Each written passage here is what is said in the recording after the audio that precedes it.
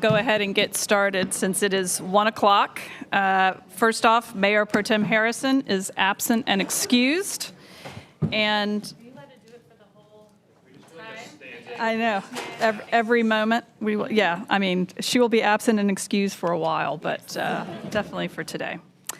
And next we have the Pledge of Allegiance. So, Councilor Branch, can you? Oh, got hooked. Yeah, I think it's your turn. What's your fault? Pledge allegiance to the flag Of the United States of America and to the republic for which it stands, one nation, under God, indivisible, with liberty and justice for all.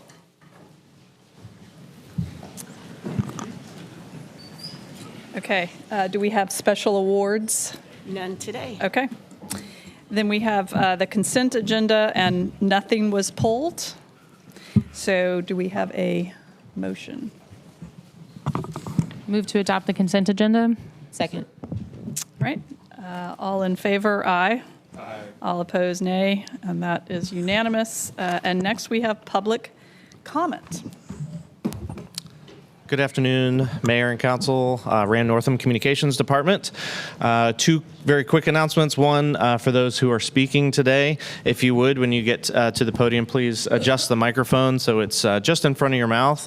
And please don't turn to the side to try to address anyone else, because we will not be able to hear you here in the chamber, nor at home when people are watching either. The other thing is, as we've had before, we're still having a little bit of technical issue with the screens in the room.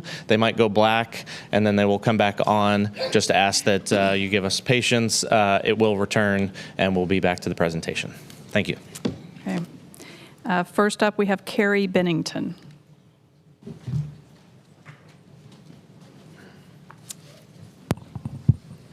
Hello. I am one of 9 residents in Anderson Forest whose backyards would be taken by the proposed Big Branch Greenway connector under Streamside Option 1B. I want to be very clear. This project takes private property. An easement does not exist, a fact that took Parks and Rec 11 months to admit, misleading the public. The city has acknowledged it would have to condemn a long-standing conservation easement and condemn our properties to build this greenway.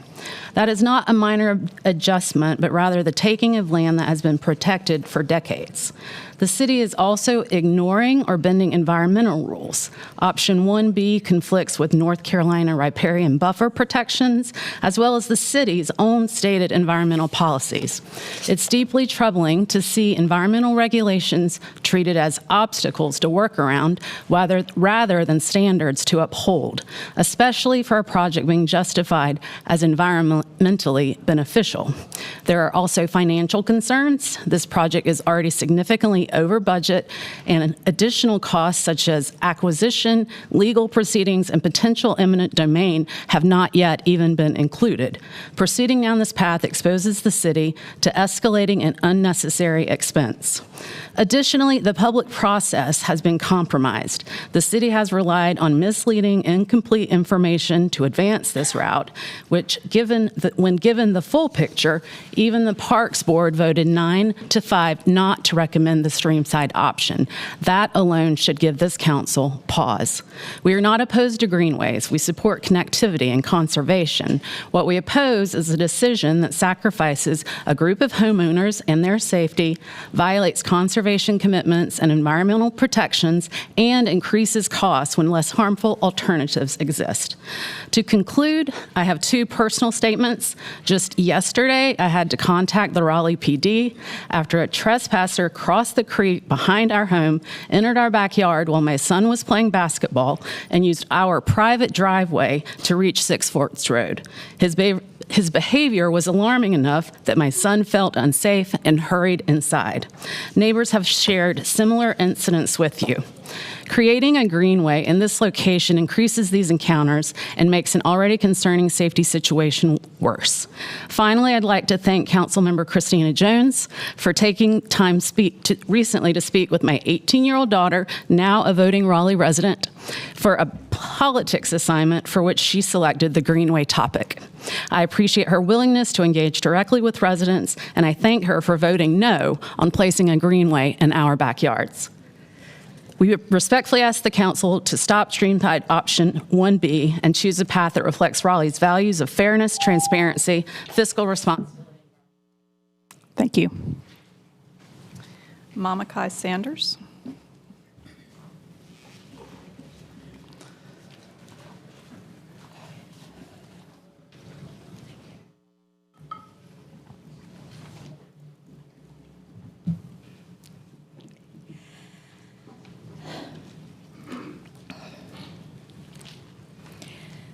Sign of my age. Good afternoon. It's another amazing day in paradise. Happy Black History Month continues, and so does my message. I want to start with why I'm experiencing the emotion of anger and why it manifested as the Walk for Peace came through Raleigh. If you don't understand what that means, you can check last week's video. I'm angry because I finally learned the difference between a politician and a public servant. Politicians rely on the ignorance of the public to get elected, while public servants actively seek to educate the public to get elected. I am angry because our local leadership created a declaration for Raleigh to have a day of peace when the decisions that are made sitting at this table rarely bring daily peace to the residents of the city. I'm angry for the infant whose parents and 3 older siblings spent 6 months leaving the family shelter daily at 7 in the morning. That baby wasn't getting enough sleep or connection for her brain to develop properly. The same is for her parents, siblings, and the other families whose numbers have exponentially grown because 3 years ago, the City County Homelessness Task Force didn't make it a priority to ask how in order to create and implement trauma-informed solutions. I'm angry for Athena because it seems like no one is taking her seriously, and she had to start a nonprofit organization just so she could bring attention to the stream system, part of which runs through her backyard. If it overflows, it will destroy her beautiful place of peace if something isn't done about it. I'm angry for the process of development that doesn't genuinely inform neighbors about the developments that will potentially destroy some of their aspects of their place of peace, which is their homes. I'm also angry for those who are informed, come here to get heard, and are ignored. I'm angry about traffic, enough said. And I'm especially angry that we've been fed this lie that we need to build to accommodate the rich so they'll stop renting that which was once affordable to those who are not as fortunate. Trump is showing us, and we should now realize that when you cater to the most wealthy, you actually have to take away from the ones who need it most to do it, and it then takes decades to fix. Let's go back to Brother Malcolm. I imagine that after his pilgrimage to Mecca and his incredible change, when he returned home, he was morally and spiritually obligated to live in peace in an era full of people who were not peaceful.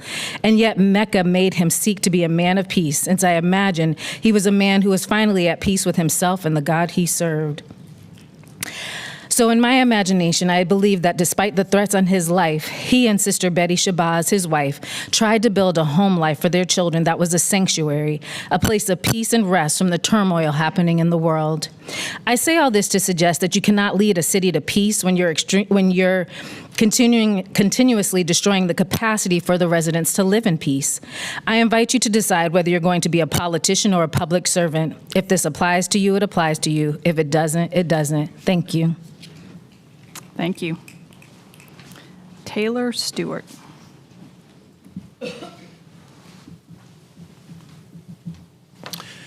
Hello. When the city began its public engagement for the Big Branch Greenway project, it presented the Streamside Segment 1B route in a way that misled the public into believing it would be a scenic greenway experience in a wooded setting where users could enjoy nature. The city claimed to have a greenway construction easement that it does not have. In Phase 2 survey, the city photoshopped an image showing a serene walk along the creek and implied this route was environmentally friendly because it would remove fewer trees. But the realities are very different. The proposed trail would run parallel to Big Branch Creek, just a few feet from the creek, creek, almost entirely within the Zone 1 riparian buffer against all environmental regulations.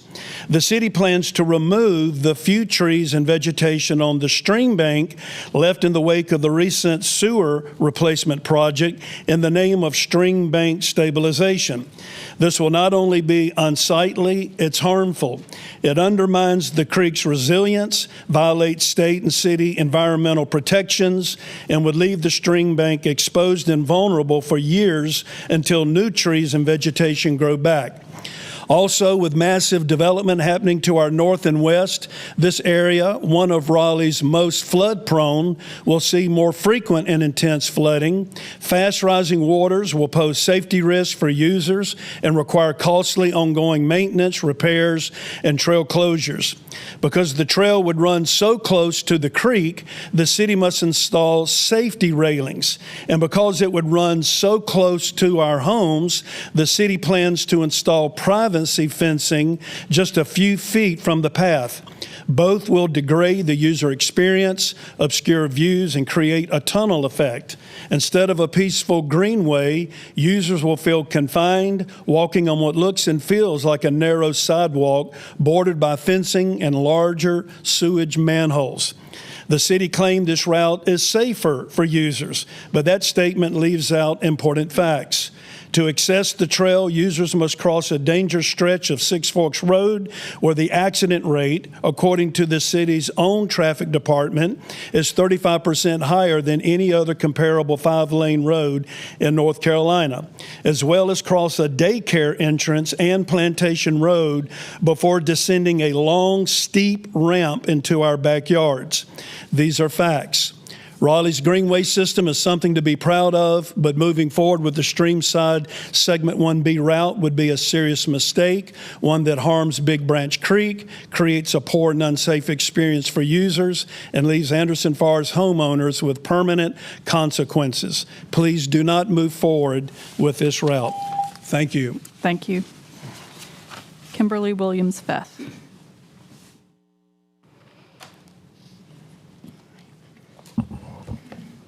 Can you hear me? All right. The city of Raleigh needs to stop providing a kind of sort of have a maybe major medical plan based on gender and age. It creates civil liberty issues and gender and age discrimination. As I've previously provided a packet to everyone, on August 23rd, 2024, a family walked into an OBGYN office and received the industry standard verification of benefits, which clearly stated that those maternity benefits, prenatal, delivery, and postnatal, were all covered. They did what anyone should do. They stayed in network, they got standard of care, they were prepared to part with the out-of-pocket maximum. Much to their chagrin, they received a total bill worth of $22,000 and some change. The issue here isn't clerical error. It represents a significant legal and regulatory risk to the city of North Carolina. Under North Carolina law, the doctrine of equitable estoppel applies when an agent like Blue Cross Blue Shield, your third-party administrator, provides incorrect information that a resident reasonably relies upon to their financial detriment. Furthermore, the exclusion raises a regulatory red flag. Section 1557 of the Affordable Care Act prohibits pregnancy-based discrimination, and refusing to pay for prenatal, delivery, and postnatal care for females is exactly that. You cover all the other dependent care, but not prenatal, delivery, and postnatal, the one way to ensure healthy babies and healthy taxpayers for the city of Raleigh. No family should be expected to cross-reference a professional verification printout, a 100-plus page document, and a 45-minute call to the insurance company to look for loopholes. By the way, this exclusion is buried on page 42, and there's one sentence on page 46. If you don't deep research your AI and search it well, you'll never know that there's an exclusion. This family should not be caught between the disconnect between the city's poorly designed plan and its administrators' communications. Oh, it went black. Because of this, because of the way the city of Raleigh is self-funded, Blue Cross Blue Shield cannot reverse this claim. I received the final letter from them today refusing to reverse this claim. They can only do it if the city of Raleigh taps into its existing claims reserves and puts into place an extra contractual agreement for this family's maternity bills to be covered as they expected. I'm a professional healthcare advocate for this family. When I took this case, I was assuming there was a simple clerical miserror. I had no idea this would be the case. Thank you. Thank you. Octavia Rainey.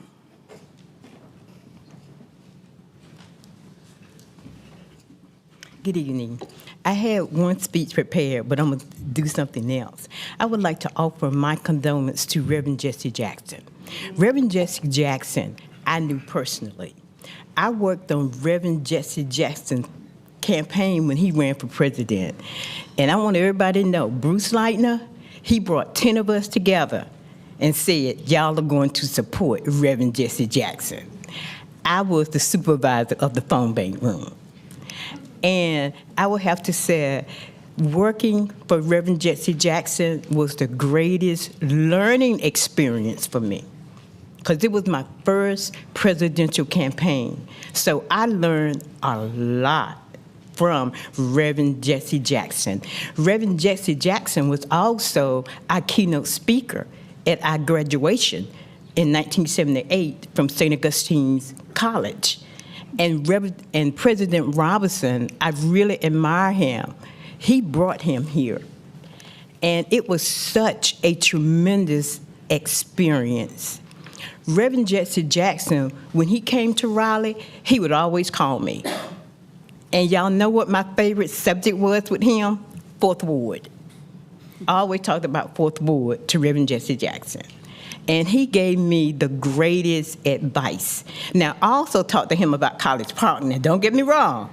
I had to talk about College Park, too. But I talked about Fourth Ward, College Park, and Ottawa. And I never met a good listener. To me, he was just like Dr. Martin Luther King. I just admire him. I respect him so much. This is just a sad day for me, because whenever he came to Raleigh, he always said, Octavia, I'm in Raleigh. And I would say, Bruce. Bruce said, I know, I told him to call you, because I know you got something to tell him. But I just remember my experiences from one of the greatest leaders of them all. And when he ran for president, I was just so overwhelmed. So I worked way beyond my hours as a phone bank supervisor, way over my hours. He was a great man, and I hope the city do something to acknowledge him. Thank you. Hannah Ali.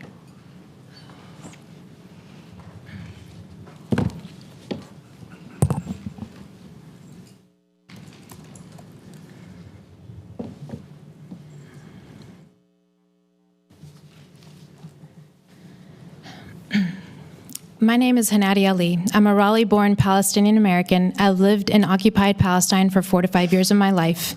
I'm here today to ask the Raleigh City Council to finally take a stand against the terror state of Israel and stop aiding in defense and industry. Logos Technologies, based in Raleigh, was acquired in 2022 by a subsidiary of Albait Systems of America, a major Israeli defense contractor. 2, technology and research.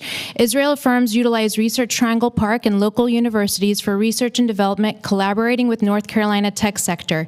3, corporate presence. Red Hat, a major software company with a strong presence in Raleigh, has employees and offices in Israel.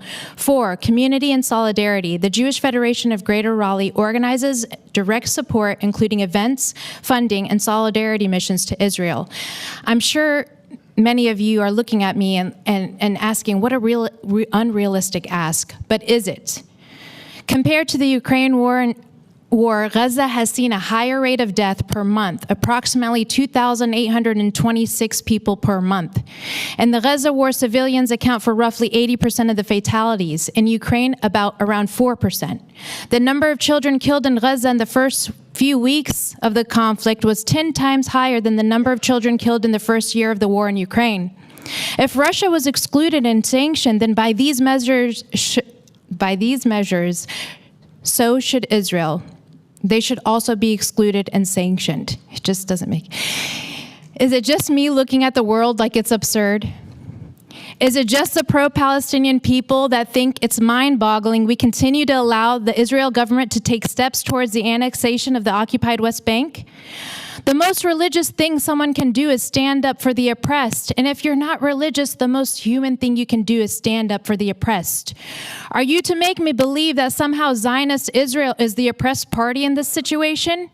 The government that has the most nukes. And they're not even monitored. And here we are giving our money and weapons. To me, this is so obviously another case of society that wants to take it all and not leave anything for the rest of us. Anyone who construes this to be anti-Semitic, just don't.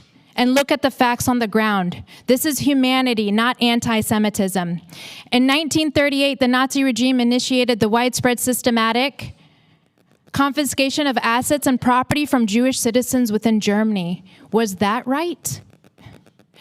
This ugly red party has not changed my mind about voting Green Party. If anything, it has reinforced my mind. Before I run out of time, my husband, Brian McGinnis, is a Marine vet, and he served in the Iraq War as a gunner on an LEV between the years 2000 and 2004. He is currently a Raleigh fireman running for the U.S. Congress with the Green Party. His platform is what everyone's platform should be based on. No money from big corporations or PACs. Thank you. Maisa Saltari. Good afternoon. I'm the daughter of Nazareth, and I'm indigenous to Palestine. It's in my DNA.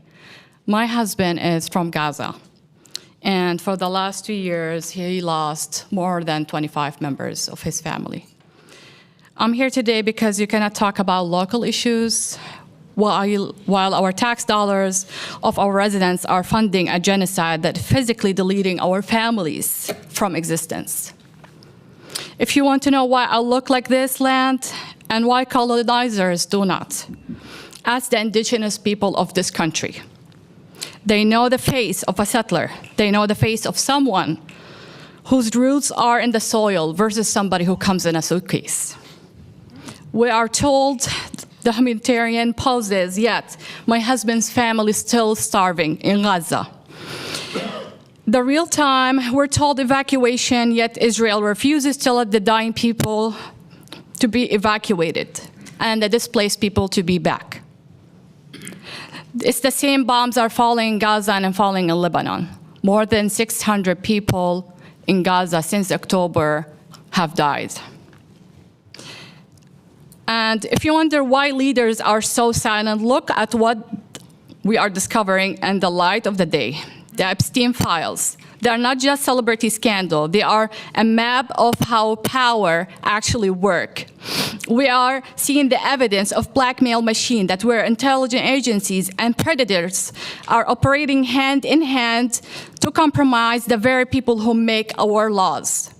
The links are becoming undeniable. The same network, they funded illegal settlement in the West Bank. They facilitate the exploitation of children. We are governed by the class of people. They don't serve us. They serve a foreign war machine and the secrets that keep them in power. The value and life of a child in Gaza is the same value that's lost their lives in Epstein Island. Council members, America first or Israel first?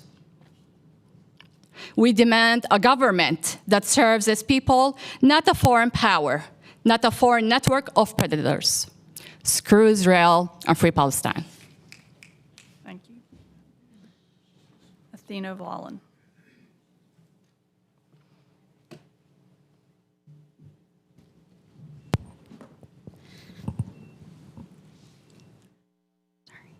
Hi, my name is Athena Wallen. If you feel mildly annoyed every time that you see me, it's because I give off strong little sister energy. I am a little sister to two older brothers, and I was raised by a very courageous Filipino woman.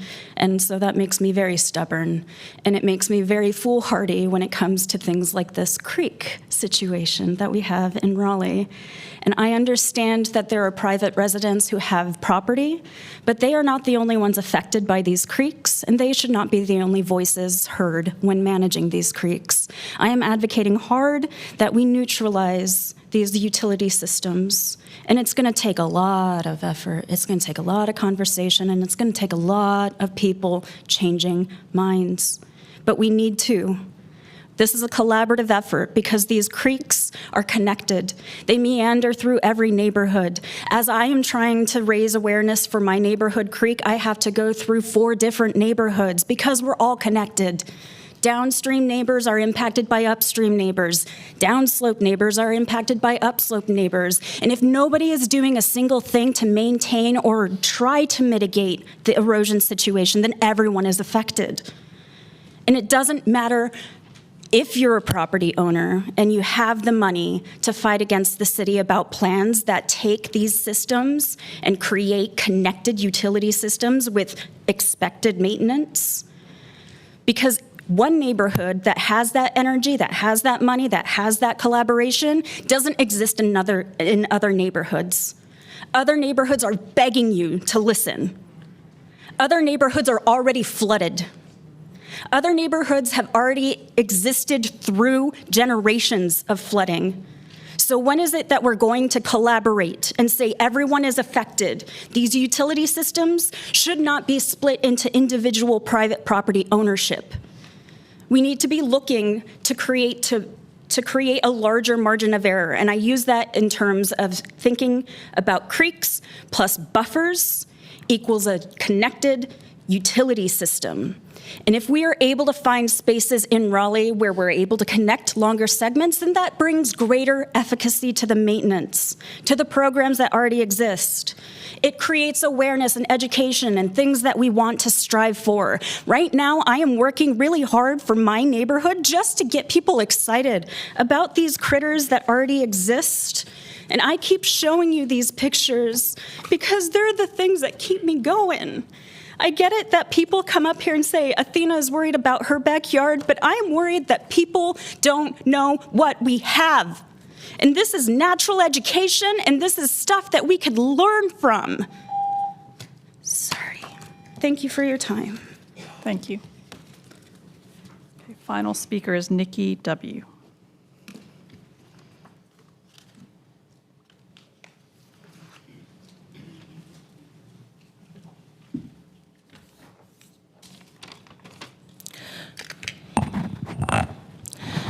Good afternoon. Today marks many things. It is the homegoing of Reverend Jesse Jackson, condolences to his family, Random Acts of Kindness Day, and of course, Happy Black History Month. Little fun fact, Mamie Fitz Clark and Kenneth Clark were African Americans who conducted a doll study whose findings of how mental health is impacted by segregation, which influenced the ruling of Brown versus Board of Education. As per usual, I'd like to address the unhoused and how it's affected by mental health. As you may or may not know, back in the 70s, the deinstitutionalization movement was implemented. It actually originated in Europe and was sold as a way to grant autonomy and a better quality of life for those with mental illness as opposed to the forced treatment in isolating asylums. However, though more psychiatric drugs were available and more community-based organizations for people with these crises exist, there are severe provider shortages. With a 73% decline in North Carolina since 2013, admissions have gone from 3,210 to 875, with a third being court-ordered. In Wake County, 40% of the unhoused population suffer from mental illness, 19% from severe mental illness. Deinstitutionalization has led to even broader equity gap for brown and black people, a huge increase in homelessness and incarceration, and corruption in the aspect of stolen SSI funds by homelessness agencies or corrupt individuals. More luckily, I observed an individual who was banned from a white flag shelter because she was disrupting the peace. They said she could stay at another location of which she could not understand how to get to. I rode with her to this location in which she would not deboard the bus, and it ended up with an issue with Go Raleigh. A supervisor entered the bus and aggressively urged her to exit. As she would not, I decided to wait with her for 30 minutes for authorities to show. She then exited and urinated on the seat. I urged RPD to take her to Holly Hills for evaluation, as I had seen her in mental distress for about a week prior to that exact incident. They sent her to Rex Hospital. So now we have a mentally ill person who has nowhere to go, has nowhere to get there, and that's not fair. So I asked the city, what is it that you can do here locally to resolve these issues? Because I assure you, it's not the lone one, and it's not the worst that's happened. And I believe had I not been present, worse would have happened. Let us remember that Jesus gave us a commandment to love him and love one another as we love ourselves. And in doing so, I report my observation to you in the hopes that it will attest to the urgency to act. I've heard rumor that Dorothy Dix was going to turn into a new set of condos, but I can hope that you can reopen it so it can become a haven for those grieving and mental health crises. While I do think it's ideal that everyone should have autonomy, we've witnessed the atrocities of mentally disabled people lacking proper treatment in the streets. It's time to act. Thank you. Thank you. All right, that concludes public comment. We have no report from the Planning Commission, so the next item is a special item, external text change requests with Justin Remetta.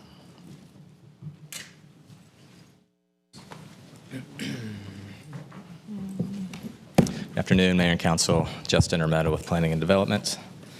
This is an external text change application. It deals with the minimum lot size for schools. It seeks to amend that minimum lot size requirement, which is currently 500 square feet per enrollee. This is an external application filed by Morningstar Law Firm. They are in attendance today if you'd like to hear from them or have questions for them. But their application purports to increase flexibility for school siting and capacity in transit-rich and city growth areas. So schools are held to a handful of use standards that you can see here on the screen. The bolded, underlined second bullet is the standard in question that you can see there. All schools have to be on a lot that is at least 500 square feet in size per enrolled pupil. There is an exemption in the DX district in which there is no minimum area at all. So that standard's been around for a while, since the adoption of the UDO, and prior to in the old zoning code. That exemption in DX was added around 2017 through another external request.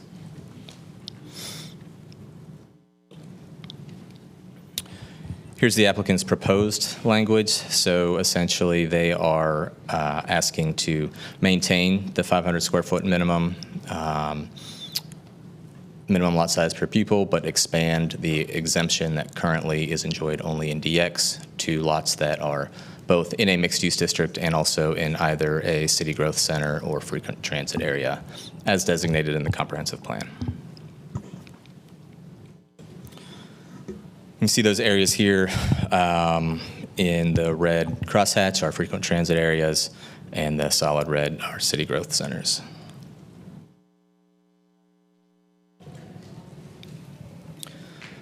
So the state obviously has regulations for schools. They don't have any analogous lot size requirement. They do have some guidelines that you can see on the left side of the screen. They do recommend sites anywhere from 10 to 30 plus acres, depending on grade level. Again, these are guidelines, they're not mandates. They also do note that urban sites or those using smart growth strategies can accommodate schools on smaller sites as well.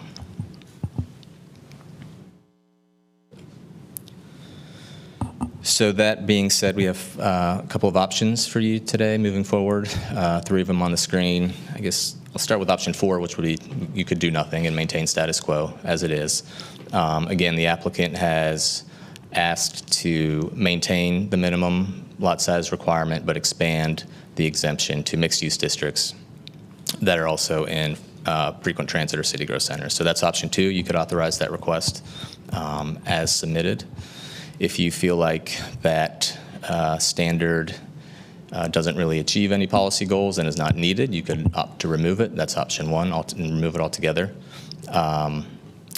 If you feel like the additional flexibility that the applicant is asking for needs some additional mitigation and controls, you could ask staff and the Planning Commission to work with the applicant to develop some of those as well. That would be option 3.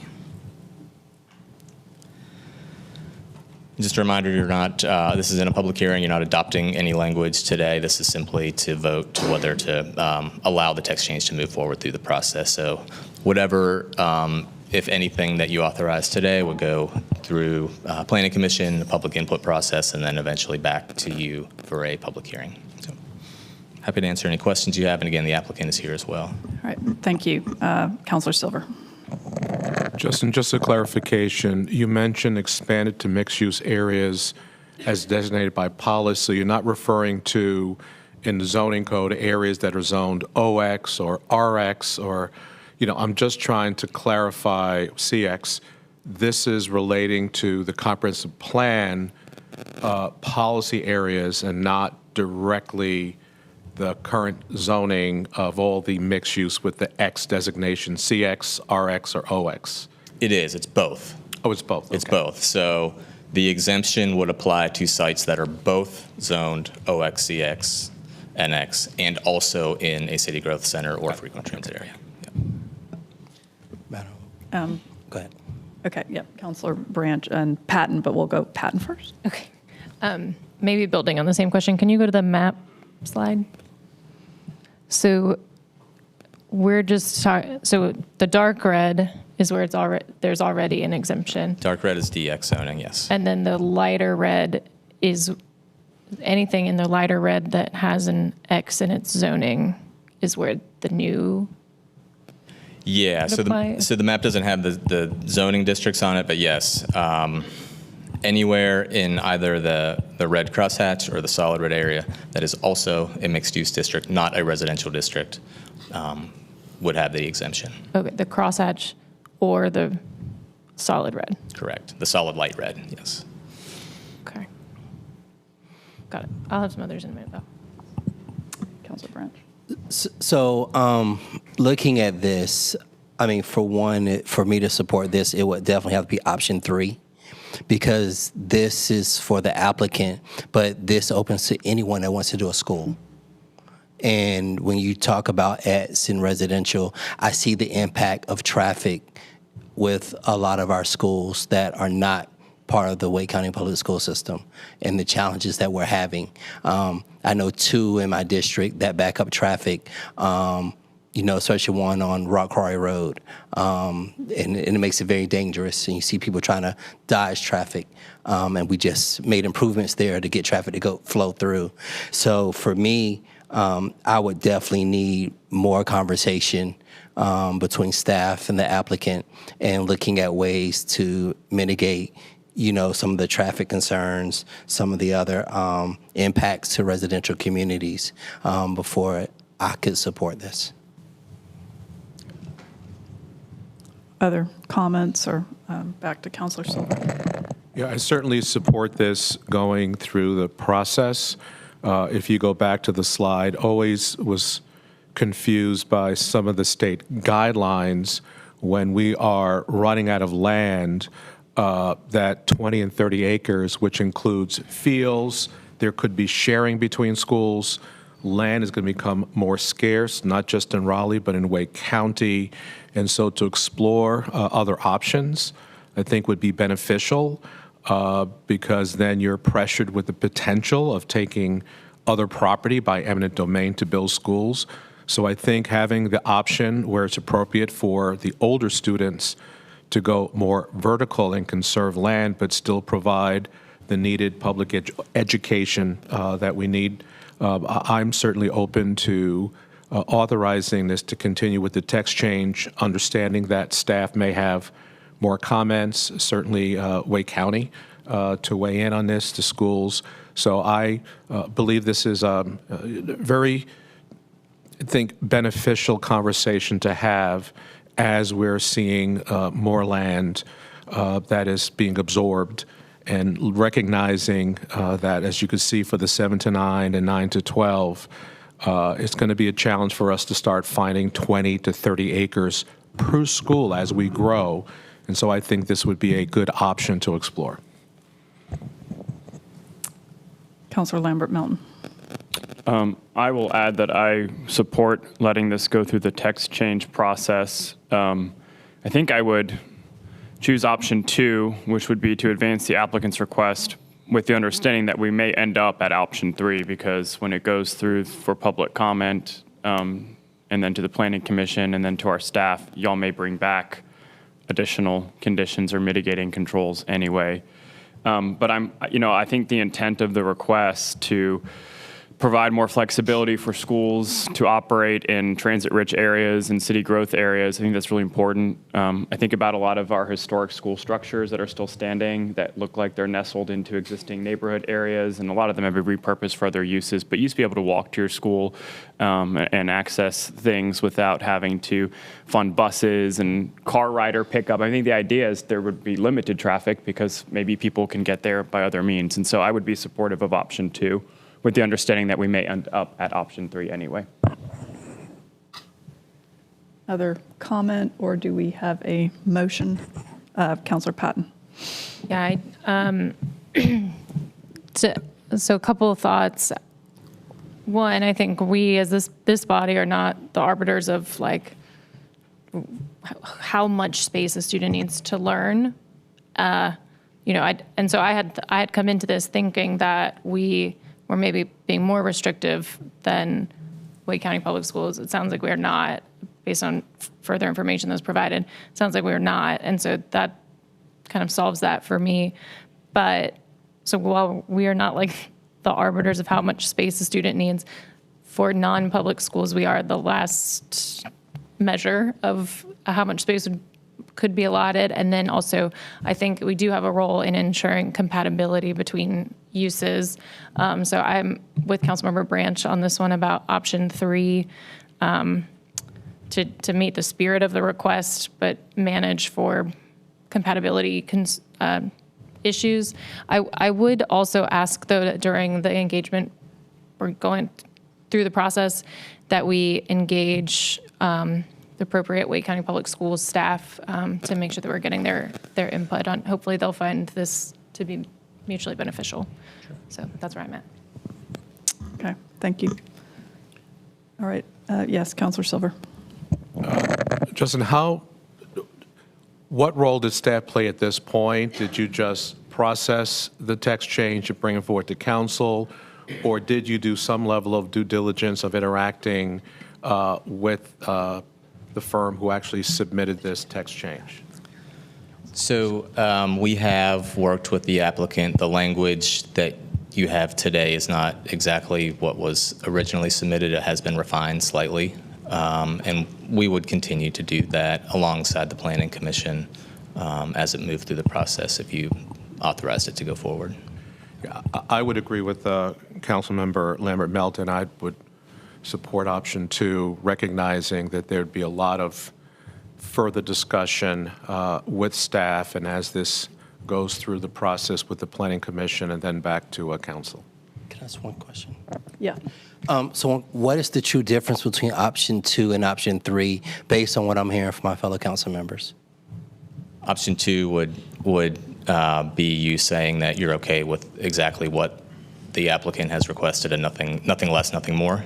Option 3 would be you saying that you're okay with some additional level of flexibility being built into the code, but with some potential other mitigation measures that might help with things like, could be outdoor play space, residential compatibility between schools and residential neighborhoods and that sort of thing.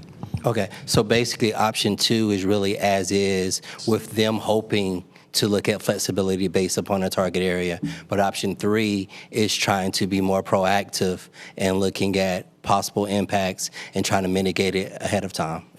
Am I understanding correctly? Yes, sir. Okay, thank you. Yeah, Councilor Jones. Just to follow up on that, if we are going to include Wake County Public Schools and they have some thoughts in option 2, would they be able to change, or because it's as is, we couldn't change it in option 2, it would have to only be option 3? No, ultimately, again, this nothing is being set in stone today. You know, there will be a public hearing for you eventually to vote on any language, and it could be tweaked at any time in the process between now and then, regardless of what option you choose. Okay, well, sounds like we've got some mixed opinions, but ultimately, this is, like I said, it sounds like there's a long way to go, so I welcome a motion, and we'll... I move that move forward with the application with option 3. Okay. All in favor of the motion, aye. Aye. All opposed? Okay, so was that a no and a... No on option 3. Okay. I'm fine with 3. Okay, so that was a 7 to 1. 6-1. Sorry, 6 to 1, yes. Thank you. Vote, thank you. Okay, next we have Sue Ellen Colon, Boards and Commissions bylaws.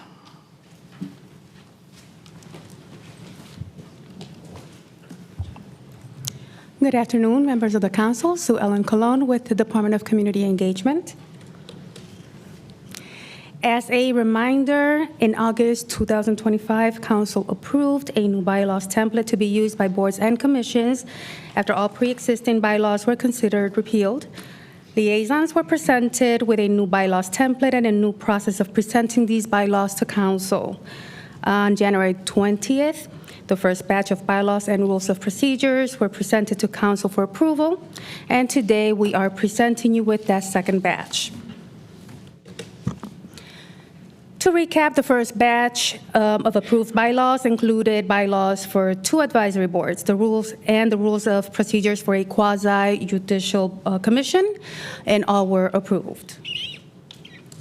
And today, we present to you with the second batch of updated rules of procedures. It just happens that these 3 are statutory planning, land use, and quasi-judicial entities that operate under rules of procedures for approval. Please note that these are not advisory board, therefore the bylaws template does not apply.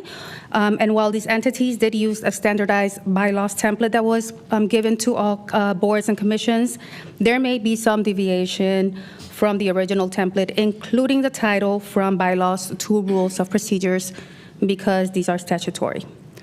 We do ask for council approval of the following rules of procedures for the Planning Commission, the Design Review Commission, and Board of Adjustment.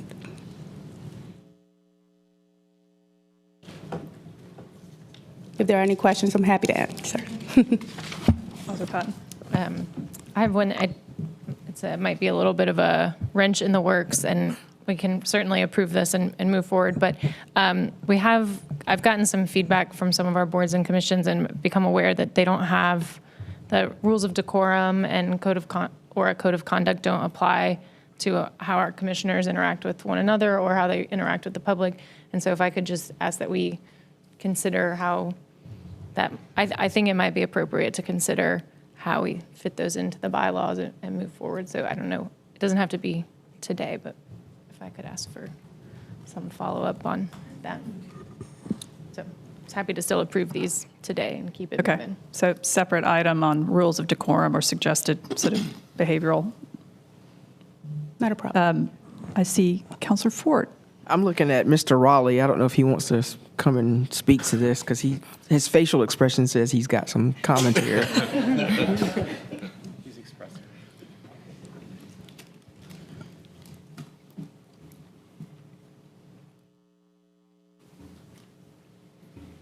Good afternoon, Mayor, members of council. Evan Raleigh with the City Manager's Office.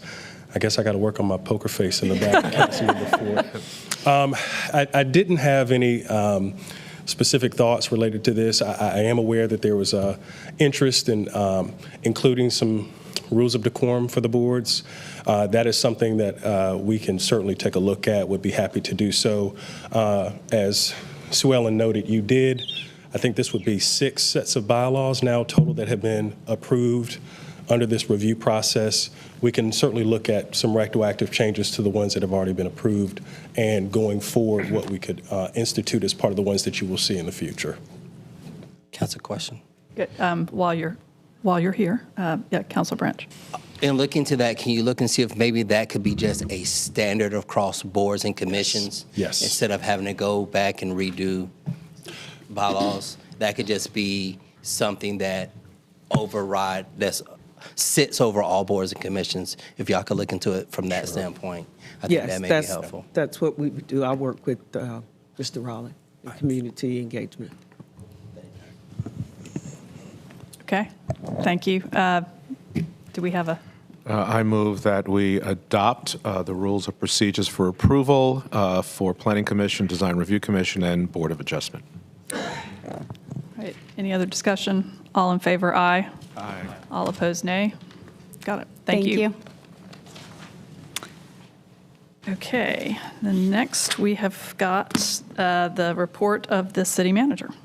Good afternoon, Mayor and Council. I have 2 items in my report today, but before I get to the report, I typically do this at the end. I'm going to do it at the beginning in the essence of time for some guests that we have here today. You often hear of me speak of when I go to the large city executive forum. We go twice a year, and those are the city managers from the largest cities in the country, population of 250 and above. And so I often go and have the bragging rights to brag about Raleigh and all the wonderful things that we're doing. And so today I have one of my colleagues from that group who heard what we've been saying about how great Raleigh is, and she and her husband decided to make an East Coast tour, and they started in Durham, and she came to the budget work session yesterday, and she even came back for the city council meeting today. So I promised her that we would be better than it's going to be in Greensboro and in Charlotte when they go towards the latter part of the week. So we have Cheryl Long and Al Long. She is the city manager in Cincinnati, Ohio, and just want to welcome her to Raleigh and thank her and her husband for spending time with us. So yay. Hopefully they'll come back, right? So they've been downtown. Her husband's been taking pictures, going to local restaurants and all the things. So really is a great opportunity to kind of highlight and show off Raleigh to some guests. And with that, the first item on the actual agenda is the Customer Experience Program update. You all will recall that we entered into some adventure a year or so ago to kind of look at how we could elevate the customer experience, with customer service being one of our key priority goals internally for the organization. And Karen Ray, we were able to convince her to roll over into the city manager's office. I still think there's a couple of department heads that's still a little angry at me for that. But C-Click Fix is no longer a functioning platform that allows us to kind of log and monitor and track the customer experience. And so Karen Ray single-handedly, for the most part, came up with an idea, and she's worked with departments to bring forward Ask Raleigh. And so today she's going to give us an update on that. Thank you, Mayor and City Council. Thanks for having me today. Karen Ray with the City Manager's Office. And it has been an adventure, so thank you. And thanks for your patience. I wanted to share an update with you today about Ask Raleigh. Specifically, we'll cover some data that we've been getting out of the system, which has been wonderful, and then also briefly provide an update on some other customer experience related initiatives. So to set the context, the customer's role is to be our eyes and ears in the community. They let us know when we have problems and where we have problems. And our goal has been to make city services easier to access so we can deliver timely and consistent support. When we make our services easier to access and we deliver consistently, we build trust with our customers and reduce duplication of effort for staff. We have 3 primary connection points between staff and our customers. Those would be online via Ask Raleigh, through the phone, and then also in person. And the focus with Ask Raleigh has been to improve our online access. It's a great way for our customers to connect with us, and we know it's not perfect. We're getting there. So I just wanted to share a little bit of information with you. So a service request is a trackable work item. Think things like a pothole that needs to be filled, a tree that needs to be trimmed, a missing sign. This work is tracked through completion, and then when we close the loop, we let the customer know that the issue has been resolved. When a customer logs a service request through Ask Raleigh, the data we collect benefits informed decision-making and allows us to identify opportunities for process improvement, needed training, increased communication, and resource allocation. So this is just a very simple snapshot of some of the data that we've been able to see. This is open and closed requests since July 1st. And this is, again, very simple, but we can also get more detailed information from the system, such as request type. So this is a perfect example of where you can look at data and immediately see, ooh, we have a little problem possibly. So shortly after go live, I noticed that we were getting a lot of public nuisance requests. And I was like, why are we getting so many public nuisance requests? But this is where the data was really wonderful. The first thing was that we noticed that public nuisance had a really predominant location on our Ask Raleigh main page, so we've rectified that. But the second thing was that our customers weren't familiar with how we categorize issues. So what was a public nuisance to them was not what we call a public nuisance. So we were spending a lot of time recategorizing, and that was taking longer than we wanted it to for issues to be resolved. So we've made some changes, and we're continuing to update public nuisance so that we can get issues to the right place the first time. When we get issues that are miscategorized, it takes additional time, it causes frustration, and oftentimes it leads to duplicate issues. So then staff are having to go to the same place twice, and we want to try to prevent that. Can you just define, when it says public nuisance, that's such a broad category with so many. Which is one of the things that we really decided. We went broad when we first went live, and then we looked at the data to see what types of things our customers were categorizing as public nuisances, and we've been able to break those down a little bit more and move some things around. So where a customer may see a dead animal as a public nuisance, we had it categorized on its own. So now we moved that under public nuisance so that when they go in to see the categories, they see dead animal. But then there's other things like there's a tree across the Greenway. That is absolutely a public nuisance. However, we would see that as a tree request or a Greenway request. So we've just tried to make things a little bit easier. We've added some additional questions that will help us route it better. And that seems to be helping us bring that number down. Okay, thank you. So our customers, as much as I'd love them all to give us smiley faces and say that they're satisfied, that's just not the reality of the world that we live in. They want to know that when they come to us and they hand the issue off, that we're going to handle it and we're going to let them know when it's resolved, and they want us to do that as fast as possible. And that's something that we're trying to really work on. And since Go Live, we have received a lot of positive feedback, specifically around faster response times, so our customers are very satisfied with that. They're also appreciating the automated updates, and they find the tool easy to use. Now, that doesn't mean that we haven't gotten improvement suggestions, which we have, and we are working through those where it makes sense. We don't want to recreate a see-click fix. We want to take what we had and we want to make it better. So we're trying to work with the public feedback to just create a balance. So I wanted to share this lovely dashboard with you. Hopefully I'm going to do it right. If I do it wrong, Luke will correct me. So IT worked to create this dashboard. It's great. It is live on our website. You are welcome to access it whenever you want to. The public is able to access it. But they pulled all of the data from Ask Raleigh and basically created a snapshot for us to see where do we have issues. And if you zoom in, it breaks it down further and further. Wow. And then you can even click on one of those bubbles and click Browse Features, and you can see what those issues are. You can even drill into that issue, see the exact location, what the status is. It was a street sign request. It's now closed. So you can see, you know, basic information. We have had some requests to increase the information. We're working to create a balance there. We don't want to post everything, but we want to make sure that the information is meaningful enough that people feel like the issues are being resolved. You can also search by status. So if I just wanted to see new issues, I could click on new, and now I can see where the new issues are in the city. I can select zip code, and I can see just what's happening in that zip code. And I can also search by category. Transportation is always our big winner. So they have lots and lots of issues. But this has just been a really fun way for us to be able to visualize the data. Sorry, no offense, transportation. You guys do an awesome job. They have really, they really do get the most. And I will say they have been such an amazing group to work with because that staff is very responsive. They let me know if there's problems. They let me know if there's things that they feel like we could be improving on. And I like to believe through feedback that I receive from that staff that this system is actually helping cut down on duplication for them, which is helping them to be able to address issues much faster. Any questions about the data before? Yes. Can you pull up, first of all, thank you for all of this, but can you pull up one of the tickets like you just did? Yep. I just had a question about the. Sure. Do you want me to drill into one of them? Yeah, just pick one of them. Sure.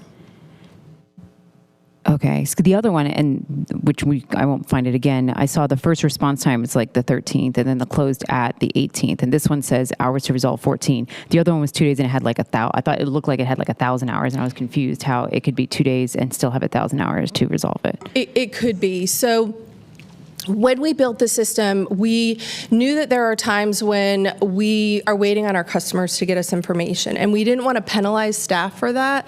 So when something is in awaiting information status, that is basically us having said to the customer, we need something from you. And that could be a vendor, it could be an actual homeowner. We pause it until we receive that information back. It could be that we are waiting on an item to come in or whatever so that we can complete the works. But we didn't want our staff to be penalized when they're waiting on something that they really have no control over. We do try to monitor those, though. We don't want them to go too long. That was something that happened with SeeClickFix. And so myself and my lovely coworker have been trying to make sure that we're following up with the departments if we see things are exceeding what we've sort of agreed to as a service level time frame. Thank you so much. Mm-hmm. Any other questions about the data?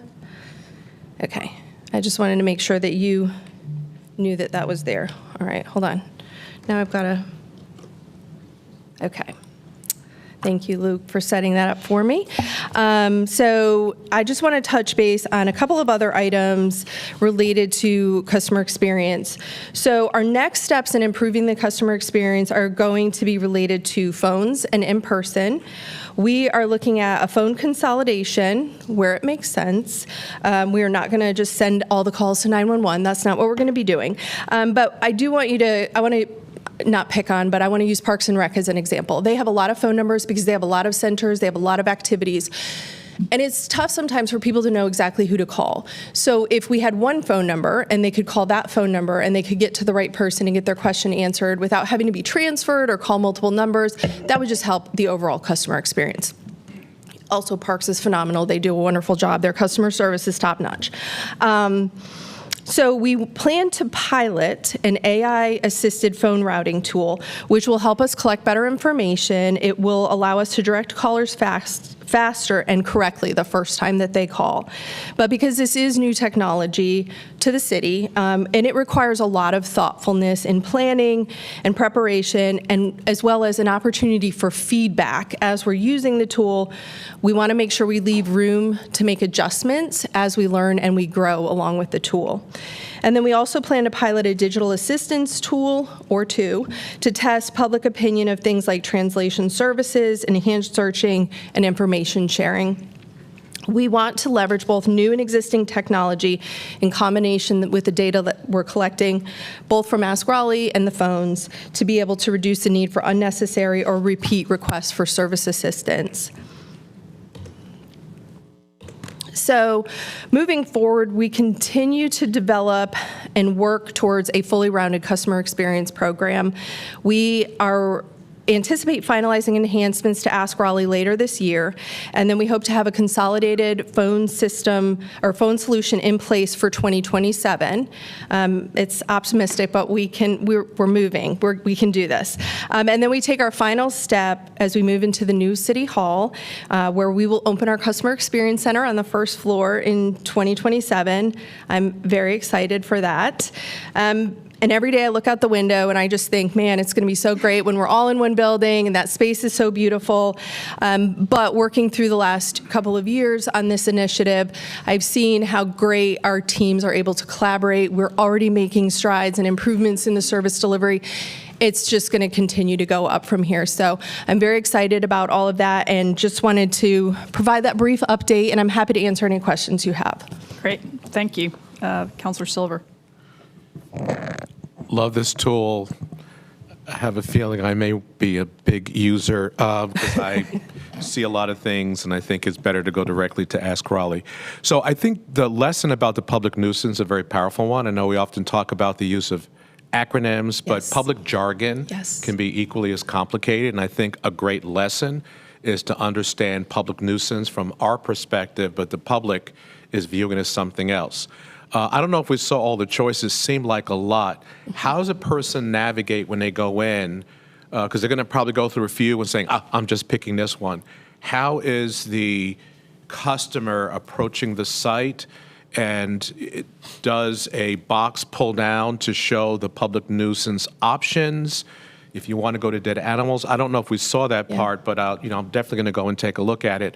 But how does a person navigate it to know they're picking the right choice, which helps them and helps staff? That's a great question. So there's a couple of options similar to other tools like this. You're going to have drop-down options, and then you're also going to have a search bar that you can search in there as well. And then when you get to the category that you think, there's a description at the top that will give you some more information. If you're not sure, there is always, and my friends in IT will say, please don't do this, but I'm going to do this. There is a request not found, and that will come to me or it will come to Jessica, and we will figure out who it belongs to, and then we will route it. And at first, I was a little nervous about that, but our customers are finding their way to the right place, and so we're seeing fewer and fewer requests not founds, which is wonderful. Councilor Jones. When we're talking about the AI and adding in that element to it, and knowing that it'd be really fun and people ask questions, how have you guys looked into the impact on the environment that would do for our data centers that are using the AI and helping translate all that information? So I'm going to phone a friend. Tia Reeves is here from IT, and I would say that if she doesn't have the answer, we will get that information back to you. She may not be the right person, but. Good afternoon, Tia Reeves, Information Technology. So yes, we have been working with our partners, and I'm going to probably phone a friend too with Megan, but we have been partnering with the Sustainability Office to make sure that that's forefront in all of our pilots as we evaluate AI tools and possible impacts to our environment. But I'm going to have her come in and kind of talk about, because her office is taking the lead with helping us kind of explore what that looks like. Hey there, Megan Anderson with Sustainability. Great question. Yes, we've been looking at that very closely with IT. They've been rolling out some trainings that Tia is leading that we're putting that in. So when folks are thinking about AI in our own organization, we can do that smart from the beginning, knowing that there's impacts. And then we've been just doing some research and best practices along with our partners and are putting together some more information. So if council would like more information on that in general, obviously there isn't a lot that we can control. We're looking at what we can control first, but it's something we're thinking about. And obviously in North Carolina, it's a hot spot for this issue too, and a lot of things around us are getting those kind of data centers as well. So something that we're definitely talking about quite a bit, and can share more information as council would like. Yeah, I would love to see that breakdown, especially from what I'm hearing from community members is the water impact that Yes. has and how much water is taken out of circulation because of data centers. So I think as we are introducing a new tool that will increase that demand, if there's any way for us to track and measure that so that we can make that I don't know about making it public, but making just sure that we know and we can make decisions with it. I would very much appreciate that information. Our Raleigh water partners are definitely in the discussions with us as well. Awesome. Thank you. Councilor Lambert Melton, and then Councilor Patton. Thank you for this. I was just playing around on the website. I haven't been on there yet. And I will say just my initial interaction was, I think people really liked See-Click Fix because it was so simple. Yes. And one thing I noticed on here is it wasn't apparent to me how I submit a request. Where it says get started, it says view service catalog. I almost feel like if that said submit request, and then when you get to that landing page, there's the different categories, but then under each one, there's a link that just says view details. I almost feel like that should also say submit a request. So when you get there and you see, I don't know, signs and signals, it's clear I can submit my request for sign and signal. So that's the only feedback I have, is because it was confusing to me, and I was sitting there thinking, well, how do I even put one in? So, Thank you for saying that. We're actually working with our communications partners on that, because we did that intentionally when we first launched. We launched as a beta. We wanted to make sure people knew how to use the tool, and so there was some simple information there. But we're past that now, so we're working to take that down and then kind of redesign that page so it is much more, oh, that's how I do it. That's exactly where I go. Yep. Hi, good to hear from you. I am curious, so I work in customer service for my day job, and we have, like, the industry standard for my industry is like a 76% CSAT for customer experience. And then so based on the industry standard, then we have an internal standard. I am curious that whether you have a set of internal standards, KPIs, and if you're willing to share what they are. So I have them in my head for what I expect. We have not rolled them out yet. A lot of what we're trying to do is new because we are trying to work more collaboratively as one unit. Many departments within the city are operating with their own KPIs. Specifically, Raleigh Water has a call center. They have a million KPIs that are all really wonderful. And that, for me, once we get the phones consolidated, and we make some additional changes to Ask Raleigh, that's when I feel like we can really start pushing down on some of those KPIs and making sure that we are targeting reasonable responses. We do have service levels that are on, for each category, and we're looking at some of those to see where we can make some adjustments, because we took an average from staff, knowing that we wanted to be able to back those down if we could. So we're working slowly towards that. Ultimately, my goal would be that we would have standard KPIs across the board. Okay, cool. And then with consideration for using AI for call routing, one thing I'll just offer is, like, it's probably the AI is reading itself, right? You're probably going to route it to read the website and whatever. But one thing we noticed is that if you have pages in draft, which I imagine exist in abundance, it can, like, sort of hallucinate on itself with not realizing something's a draft. And then, of course, sometimes residents just get really frustrated and want to get to a human straight away. So if we make it not, you want that Goldilocks amount of friction, that if they can be self-served, then that's great, but not so much that they're like irate by the time they get to the human. I am the 000 person when I call someone. I know I break all the rules, but that's something that I keep in the back of my mind is somebody, you want to have that human connection because you want to know that you're getting the right place.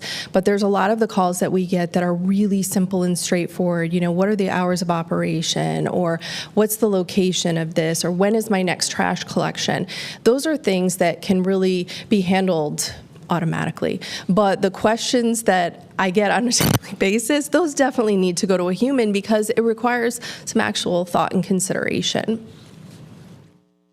Just curious about public records request and whether people kind of get crossed over, that there's a different public records request. Are the standards of response times similar or different? Or, how do you align this portal or segregate it from public records? So right now, we are keeping it segregated. We do notify customers when we see that they have an information request. We do provide the information for them to log that information request. We have had some conversations because there is a little bit of overlap, and that's something that we're still having conversations about and looking to see where that might make sense. And I was just going to look and see if Robin's here and if she has anything she might want to. Okay. Okay. Any other comments? No? All right, great. Thank you so much for your time. Thank you Have a for great the afternoon. Update. Thank you, Karen. And the second item is a hospitality tax competitive process update. We have Evan Raleigh, who serves as our lead person in the interlocal conversations with Wake County. Good afternoon again, Mayor, members of council. Evan Raleigh with the manager's office. So I am here to present to you the recommendations from the review panel that reviewed all the proposals that we received for the FY26 competitive tax funding process. Before I get into the presentation, I will just take a moment to acknowledge all of the individual organizations, groups that submitted proposals for review. We had a record number, as I understand. There were 22 proposals that the group received to take a look at and make recommendations on. Lots of hard work went into those proposals. Obviously, there were some that were not recommended, but I will say I think there was some element of merit to some extent with all of them. It was a difficult process. It was a lot of information that was requested of them, and just wanted to acknowledge every proposer and thank them for their submissions. I also do want to acknowledge the review panel members. I'll list them. You'll see them on a slide later in the presentation. This, as you will see, was a very deliberative process that demanded a lot, not only of the proposers, but also of the individuals that were tasked with reviewing all that material that we received. So, and just a little note on this intro slide here, these are a couple of examples of projects here within the city of Raleigh that have received awards from previous competitive processes. So I'm sure these will be familiar to you.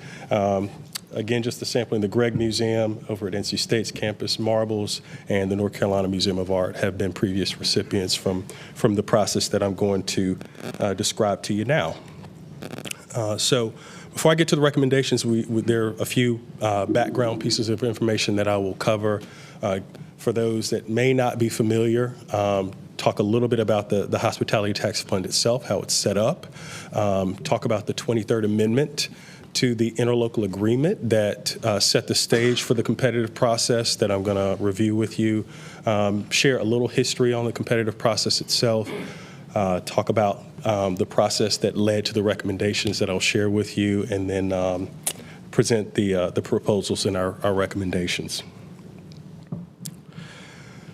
So again, just for context, the hospitality tax has been in existence for many, many years here in Wake County. The state legislature back in '91 approved the levying of a 6% tax on occupancy stays within the county and a 1% tax on prepared food and beverage sales. Again, that's countywide. And the legislature dictated that those revenues could only be used to support projects that support these specific categories of that you see listed there on the screen. The governance model that was put in place when this tax was enacted dictated that both the city and the county kind of jointly shared responsibility for oversight and distribution of funds and revenues from the fund. But I will say it is Wake County's tax. They collect it. They are sort of in the lead car between the two of us. So talk a little bit about the 23rd Amendment. Some of you may remember this well. The 23rd Amendment was executed back in the fall of 2023 by both the City Council and the County Commissioners, and it had some really lofty goals associated with that specific amendment. We were able to fund almost $750 million worth of projects here just within the confines of the city of Raleigh. Through that amendment, you see this, in addition to the $300 million that was committed to the Lenovo Center upgrade, that amendment also committed $387.5 million to the Convention Center expansion and the Red Hat relocation project, committed up to $75 million for the hotel, which is now under construction, and the Omni. And it also set aside a modest amount of funding, $23.5 million, to support the small competitive projects process. So just in terms of history, this competitive process has been run several times in the past. It's been around for about 13 years or so. The first process occurred in 2013, and you can see on the second bullet there the other years in which these competitive processes have been run. There is an asterisk, unfortunately, beside the 2019 process, as that was one that was envisioned but ultimately had to be canceled because of the COVID-19 pandemic and the ensuing impact to the revenues that were going to fund that process. So unfortunately, that one did not happen, but you see the other three that happened in prior years. And so this is actually something relatively, I think this is the first time that the City Council may actually be seeing projects that have competed in this pot.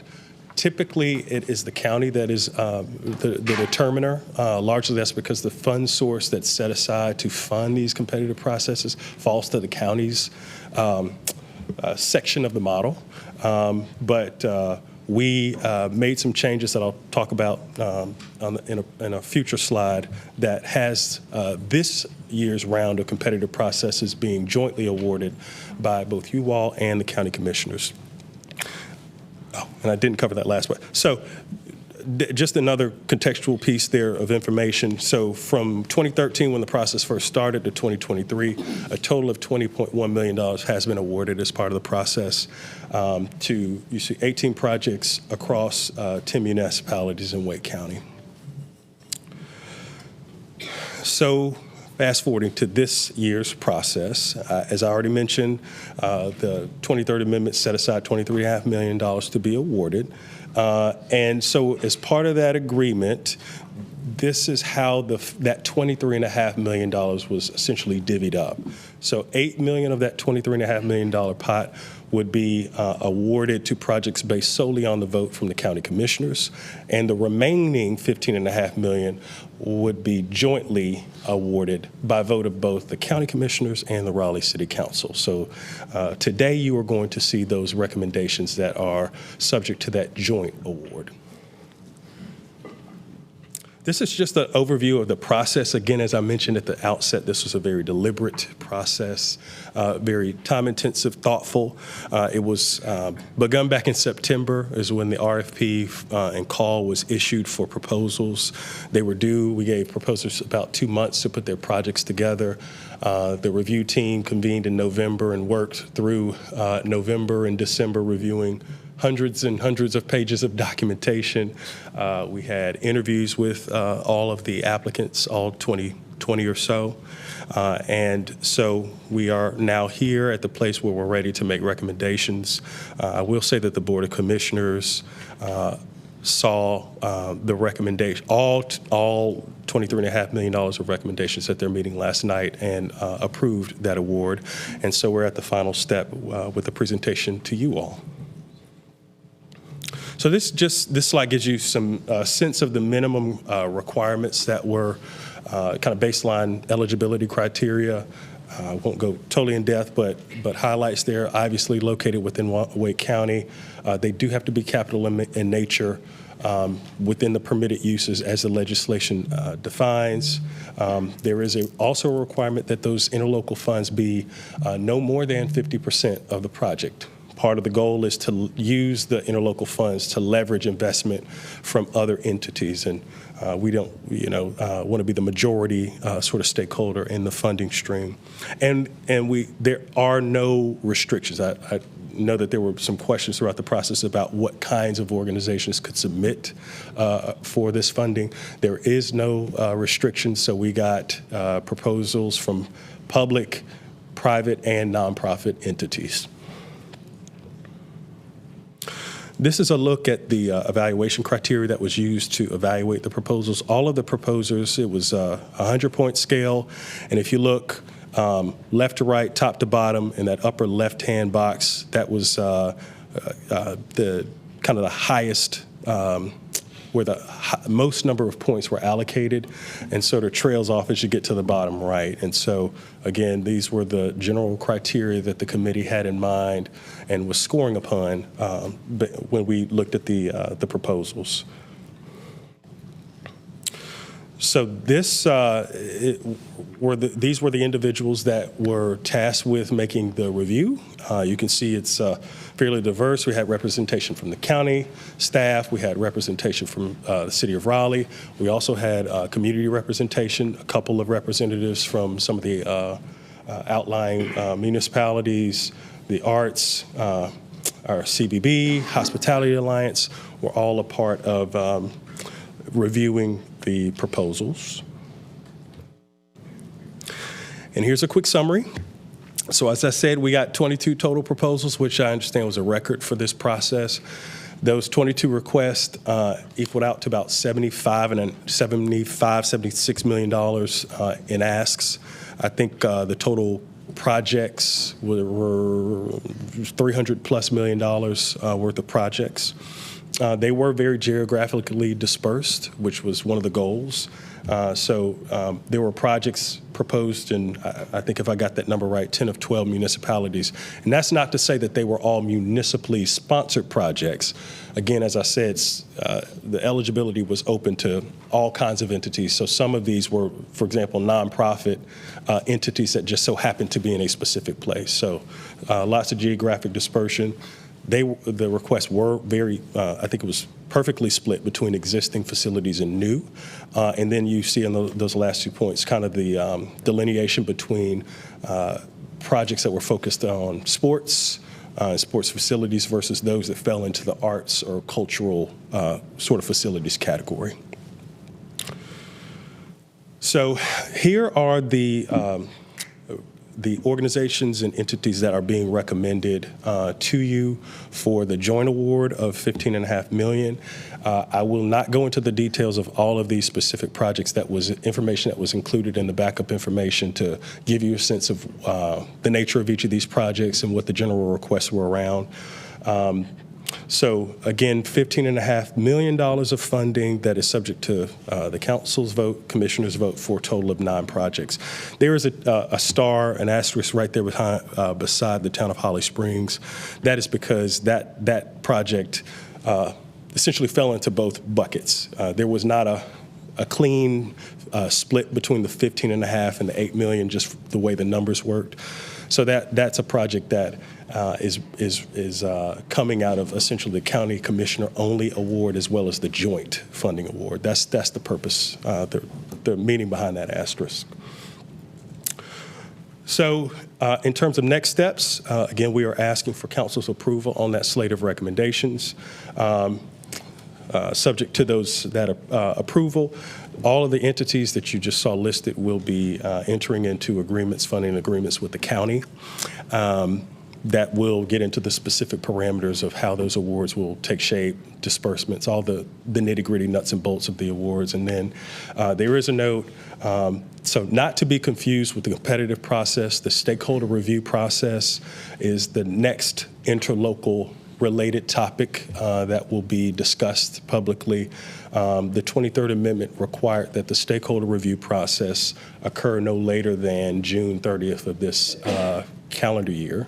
So that is the next touch point aside from competitive processes. So with that, I'll be happy to answer any questions you have. Yes, Councilor Lambert-Melton. In the agenda backup material, there's the full chart of all the projects and then ranked by scoring. So the top 12 are recommended for funding. Do the organizations receive feedback on their score and how they were ranked? So I will say all of the organizations, whether they were recommended or not, did get a communication from us prior to this meeting. So they were all made aware before the recommendations were made public. We haven't, I'm not aware of any request for feedback. Certainly, I do believe my colleague at the county, Michael James, made the bulk of those calls to proposers. Fortunately, I got basically all the happy calls. So I know that there was some feedback that was requested in those conversations that was provided kind of over the phone, general sort of, here's what the committee saw, here's, you know, some answers to some specific questions, but there hasn't been any sort of formal, I'd say, feedback presented. But I know that as questions have come up, you know, we've been happy to answer those. Okay. Well, I suspect that we will probably be the ones receiving the upset calls. And so it would be helpful, I think, if there were some tangible feedback, like, for example, some of these that are ranking, I don't know, 70.4 on the team score. I mean, that's a pretty precise measurement. So I'm assuming there was some rubric. Yeah. And if that can be provided to the folks, that will give them transparency on why they were or were not recommended for funding. I think that makes it a lot easier for us. Then also, if these organizations plan to submit for future requests, they may be able to know what types of projects to submit or how to make their project more viable for scoring. So that would be my feedback. Sure, certainly. And I will say, if there are any proposers that are listening in to this, certainly feel free.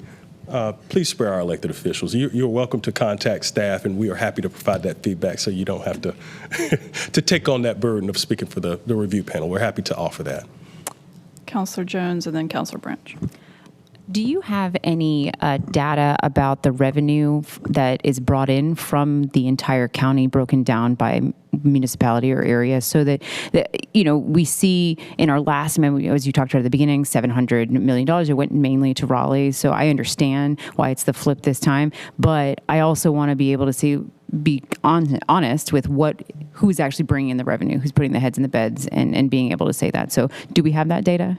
We do, and I can speak to some of it.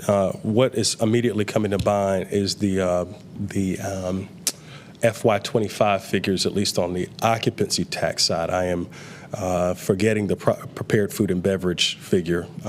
It's lost on me, but I can say, as far as total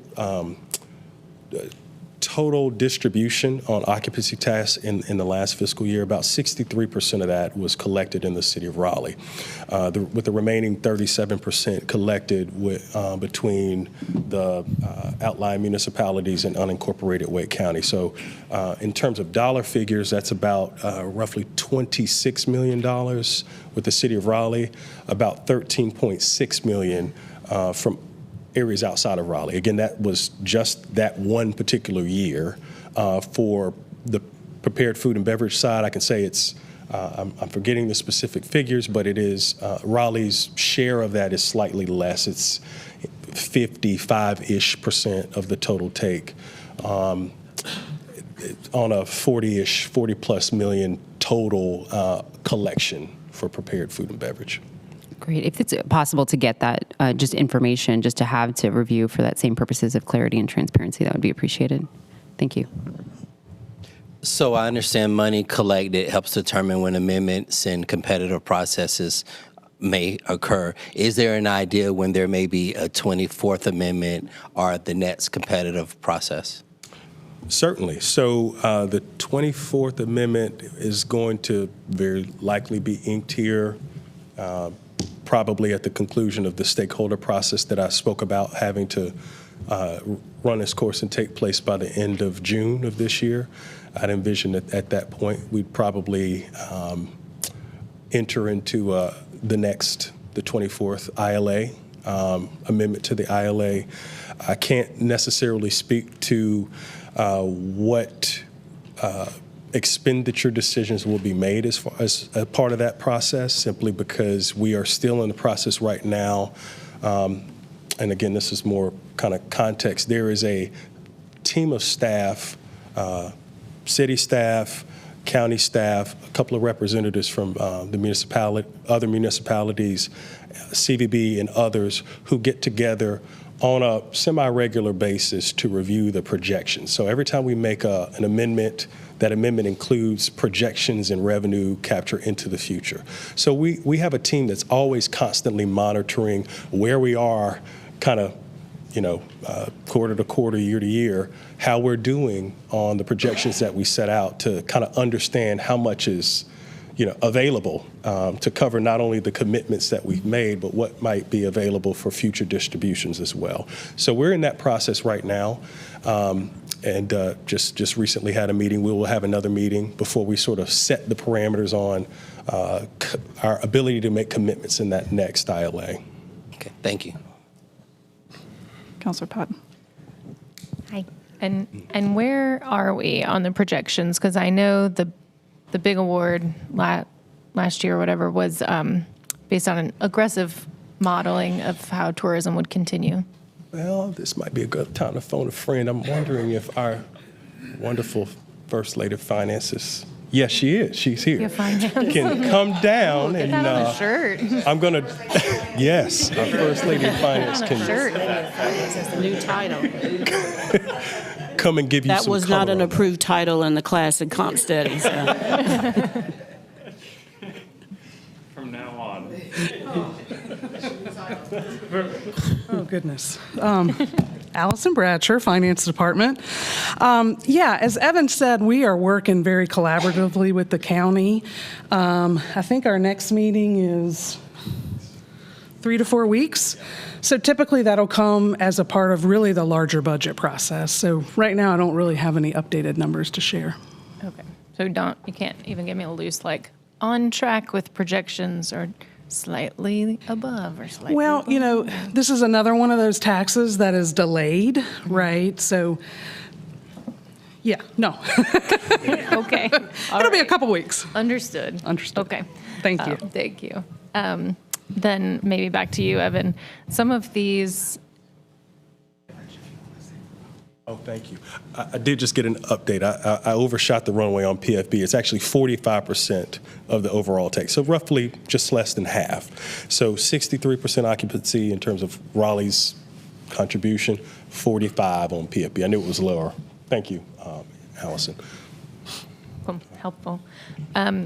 My other question was, in the backup where it has all the awards, some of the projects get their full award, their full request. Some get much less, which makes sense that we might be trying to spread the love, or their project has some clear chunks that can be split, and then some of them miss their requested amount by only $1,000. So I'm curious if you can just elaborate a little bit on. Yeah, I'm happy to. So there was a lot that went into the specific, the committee's recommendations around specific awards. I think what you're seeing in the variation of the numbers is a product of the total amount of available funding, just kind of how the numbers work. But you've also got to consider the nature of the things that were being requested in that proposal. So while someone may have asked for, let's just say, $5.5 million. It could have been determined by the committee that $4 million of that was not worthy, didn't meet the standard, didn't for whatever reason. And so we were, a $4 million award, $4 million ask could have been ultimately been $1 million, because of that $5 million ask, here are the pieces that were most value add. Here were the pieces that thought were most worthwhile as part of the proposal. So that's a little bit of, hopefully that gives you a little sort of understanding in terms of why there's so much variation from project to project. And really, everyone was unique, I will say. And sorry, just one more follow-up. So the spirit of this tax is that it's generated by hotel stays and dining out, and that the spirit of the tax is that it would fund projects that encourage more people to stay in hotels and dine out again. At some of on first review for me, some of these projects look like they would do that, and then some do not as clearly call out to me as oh yeah, that would generate someone staying in a hotel, or that would cause someone to eat out. So how did you factor that in? Well, I will tell you that was, and I'll go back to the criteria. So I will say all the projects that you see recommended, when you weighed out all the factors that you're seeing on the screen, were determined to be worthwhile. So certainly there are projects that probably one could argue will deliver more visitorship than others. I will say that in the committee's mind, none of the projects that you see won't have any impact on visitorship in some way or the other. A lot of these is, some of those was recognition that enhancements to venues that they themselves have a history of generating significant tourism was, for example, a factor. So, and I'll say a lot of material was provided. One of the things that all of the proposers had to submit was demand projections. We had a calculator, I think, that actually might have been provided by our CVB, our partners there, that required all of these projects to give us projections that basically, look out into the future, what kind of chip generation, what kind of heads and beds, what kind of PFB revenue would be derived as a result of making an investment in the project. And so we asked all of that information of all the proposers, and that was something that was looked at really critically by all the members of the panel. I just wanted to weigh in and say that, and Councilor Lambert Melton alluded to it, I mean, there are some really disappointing folks that weren't funded, and of course, I have an affiliation in the past with Dix Park, but it's exploded onto the scene as one of the biggest tourist attractions, right? We know more visitorship than Wrightsville, second only to Wrightsville Beach. And they haven't gotten $1 of interlocal money, right? And so they're not in here. And there's others, too, that could be really detrimental to their ability to even continue to ever happen. So I just want to acknowledge that there is going to be a lot of hurt and disappointment, and many of those people are in Raleigh. And so that is something we'll be dealing with some of our folks. And then just a second on Councilor Patton's, the biggest concern is that we have a virtuous cycle here of reinvestment that really does result in hospitality stays. And I was heartened that I did talk to the hospitality industry. For the most part, I think they are supportive of these, but I think there are some that clearly do not have huge impact. So I just wanted to make those statements to say, I think the city of Raleigh, again, has been the beneficiary of a lot. We generate a lot. We did not do particularly well in this, and I want to acknowledge the disappointment by some in the community that have worked really hard, made a big impact on visitorship, and yet, are not being supported by this funding stream. In terms of the county, since they met, I think yesterday, did they already see this list, and what was their response? How did they feel? So they approved it on consent. So they had a work session where there was a lot of robust presentation. I don't know that there was necessarily robust discussion, but they have blessed it and approved it in its the way it's presented. Thank you. I'm just going to make a motion. Yep. So I just move to approve the recommendations. Okay. All in favor? Aye. Aye. Aye. All opposed? Thank you for serving on the committee and all the work. Thank you. All right. Thank you, Mayor and Council. That concludes my report today. All right. Next, we have the report and recommendation of the Human Relations Commission, and we have Raquel Gill and Jamie Robinson, who is the chair. Good afternoon, Mayor and Council. Raquel Gill, Economic and Social Advancement, here today to introduce Ms. Jamie Robinson, the chairperson for the Human Relations Commission. She will be presenting the annual report for fiscal year 2025, the annual work plan for approval for fiscal year 2026. She will also be presenting to you guys a letter requesting the amending of the youth membership requirement of the Raleigh Municipal Code. I'll turn it over to Jamie.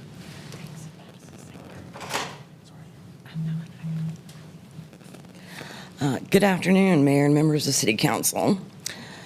On behalf of the Raleigh Human Relations Commission, thank you for the opportunity to present our fiscal year 24-25 annual report and our proposed 25-26 annual work plan. Today, we respectfully request the council receive the fiscal year 25 annual report as information and approve the fiscal year 26 annual work plan and consider taking action on our request to amend Section 4-3003 of the Raleigh Municipal Code, The Raleigh Human Relations Commission serves in an advisory capacity to this council on matters related to human services and human relations. Our charge is rooted in promoting human dignity, equal opportunity, and harmony amongst Raleigh's diverse residents. This includes advancing the general well-being of all residents without regard to race, color, creed, gender, age, sexual orientation, ability, or national origin. This mission requires sustained engagement, research, listening, education, and policy-informed recommendations. Let's see. In fiscal 2025, the Commission focused on community outreach, education, and relationship building. We prioritized strengthening trust within the community, ensuring disciplined stewardship of grant resources, listening directly to residents about emerging issues, and providing thoughtful, actionable recommendations to council. Our work reflects a long-term commitment to equity and inclusion, and community well-being. We're going to talk about some of our highlights this year. Let's see. The Grants Committee provided disciplined oversight and strategic alignment of funding opportunities. This ensured fiscal stewardship, alignment with Commission priorities, expanded partnerships, and stronger accountability. Additionally, the Council also convened a citywide National Day of Racial Healing event that fostered meaningful dialogue, strengthened partnerships, and advanced Raleigh's commitment to inclusion and belonging. Let's see. Our work plan overview for fiscal year 25-26, the Commission proposes a strategic work plan centered on 4 areas: promote community cohesion, enhance community well-being and security, promote economic mobility, and strengthen community engagement and policy. These focus areas reflect community feedback in alignment with our broader priorities. So far this year, we have already held the Tools for School program, which we provided over close to $5,000 in backpacks and supplies for students in socioeconomically disadvantaged neighborhoods. We also just had our National Day of Racial Healing in January 2026. Those of you that could attend, thank you very much. We appreciate your attendance. Let's see. Additionally, we want to make a request on the youth membership amendment request. The Commission respectfully seeks council guidance regarding Section 4-3003 of the Raleigh Municipal Code, which requires 1 commission member to be under the age of 21. While we remain committed, While we remain committed to the youth engagement, revisiting this requirement would enhance operational flexibility and effectiveness.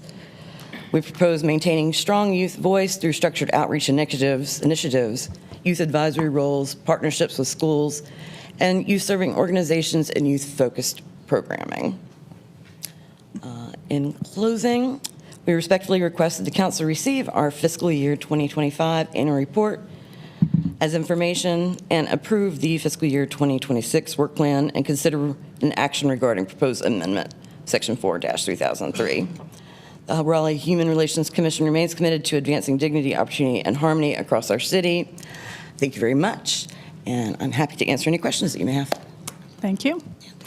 Yes. So are you proposing eliminating the youth position because you're having a hard time getting somebody to serve in that capacity? Correct, we are, very much. Yep. So in enhancing accessibility means, and you list in the listing here, talks about structure outreach and youth advisory roles and partnerships. What's the plan to implement those items? That is a great plan. As you're familiar, we have just merged our commissions, and we're still kind of working through some of the fine details of those plans. So I wish I could provide you a better answer. Thank you. Well, as you know, we incorporated the Hispanic Immigrant Affairs Board. Currently, right now, they're working through their bylaws, and once we get an amendment, hopefully, of the municipal code, we'll be able to think through how we can incorporate the functions of that particular role in the bylaws of HRC. Oh, okay. Counselor Jones. Just to stay on that for a second, I just like to offer some thoughts on it, because I think for me, it gives me a little heartburn to cut off a youth I understand that it's been difficult filling, and for that, I do respect that. But we do have Raleigh Youth Council, so I know that there's already a seated board. That is there possibility to do a liaison role instead of a seated board? You know, is that possible? We did that on Parks Board. We had the Raleigh Youth Council come and speak at everyone, so they still had every month to be part of it, even though it wasn't a seated position. So I think there are options to do that. But if you have other organizations, even having like a committee of youth, because I don't want, and I know you don't want either, to lose that youth perspective, and I just don't want this to look like we're trying to eliminate the youth participation. Right, and I appreciate the feedback. Is there a possibility of? Yeah, we can definitely look into that. Right now, as you know, I've only been on the commission for 2 years. We have had the youth role. While we did eventually get it filled, we find that with school schedules and after-school activities, they're struggling to meet the demands of the role, and we think that there would be an availability by offering it to someone else who could be in a more kind of full-time position in that seat. For sure, and I respect that. The benefit for a Parks Board using the Raleigh Youth Council is that it was rotated. It could be rotated, so it didn't have to be that same person. It could change as the schedules of the students in high school who are on that board allowed. And so I think that might be an alternative. If that is done, what would you use that seat for? Just an a regular member? Is there a different specified category that you'd like?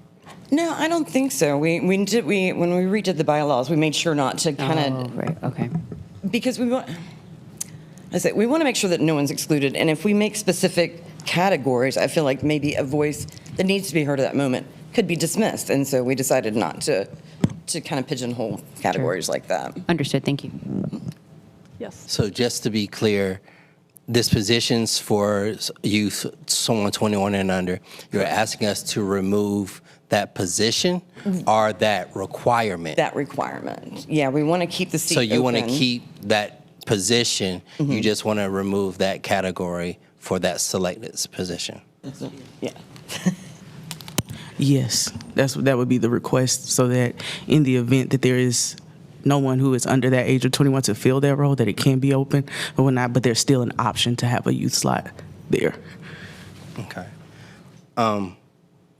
To the council, I was on council when we approved this in 2020, and the goal is to try to, include the youth. And if there was a plan, I would probably support that piece, but I need more information of a plan of how we're going to include the youth before I can support that piece. Again, the math is to 5, not a perfect score. So if there's 5 that decide to remove it, I understand.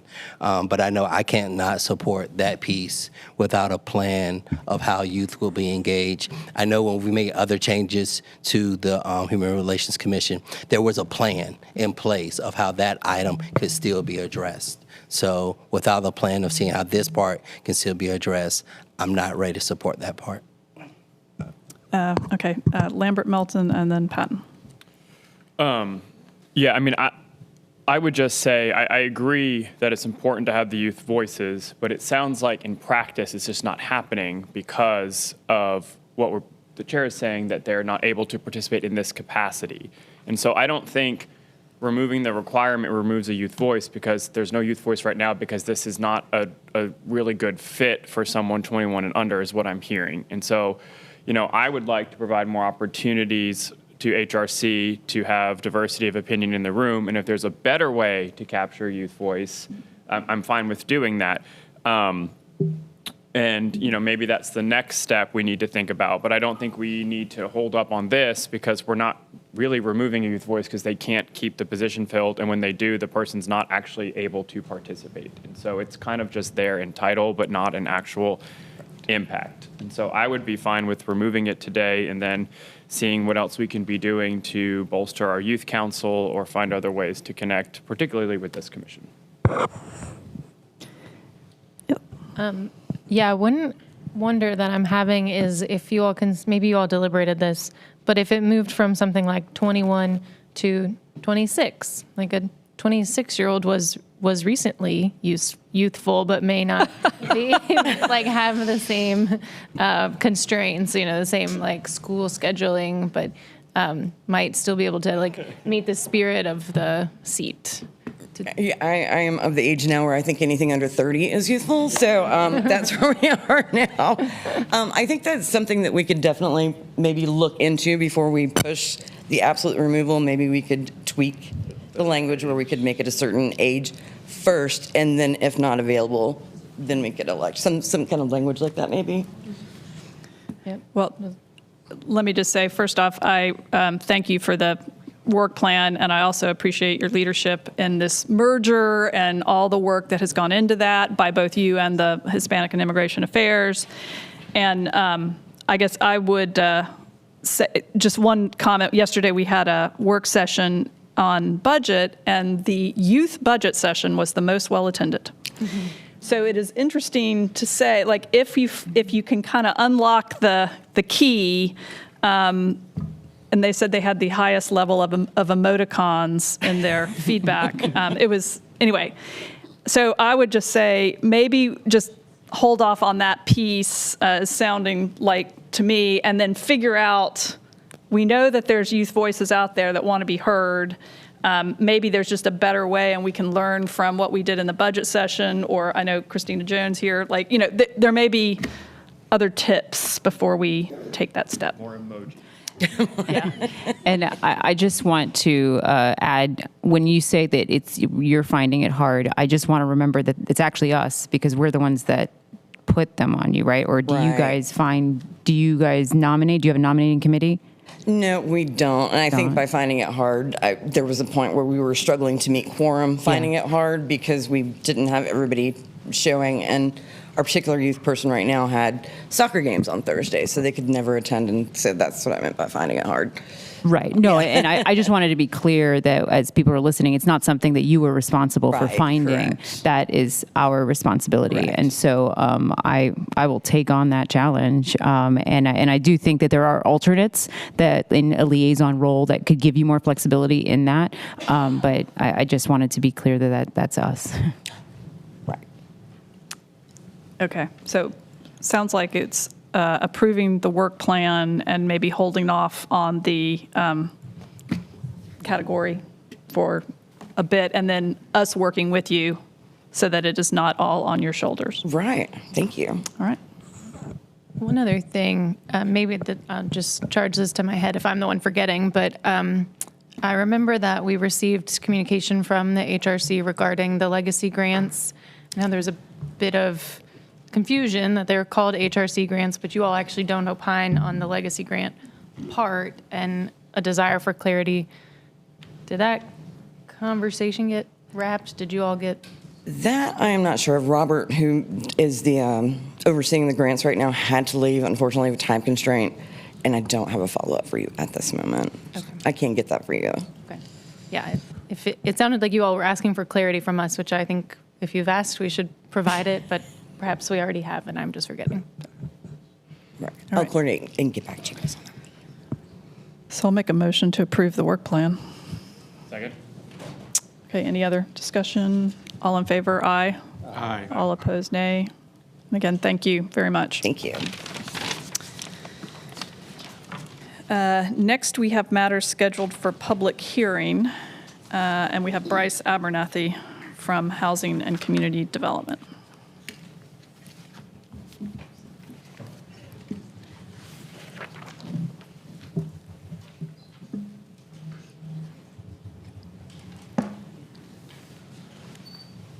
Good afternoon, Mayor and Council. Bryce Abernathy with Housing and Code Enforcement. First item I'm bringing you today is 700 Cooper Road. This particular property, due to complaints in like March of 2025, we went out and did an inspection. It's air property. There was about 14 heirs that are involved with it. It's in pretty poor shape. A lot of nasty stuff on the inside. The kitchen's been kind of removed. it kind of is what it is. There's a lot of bad stuff. Through the life of our case, it's at a point where it can stay on a vacant and closed list for about a year. That year ends up in about October of 2026. If it's still in this state at that point, I'll bring it back for a demolition ordinance. In the meantime, it is still kind of open. People are getting into it. It's right down the street from a school.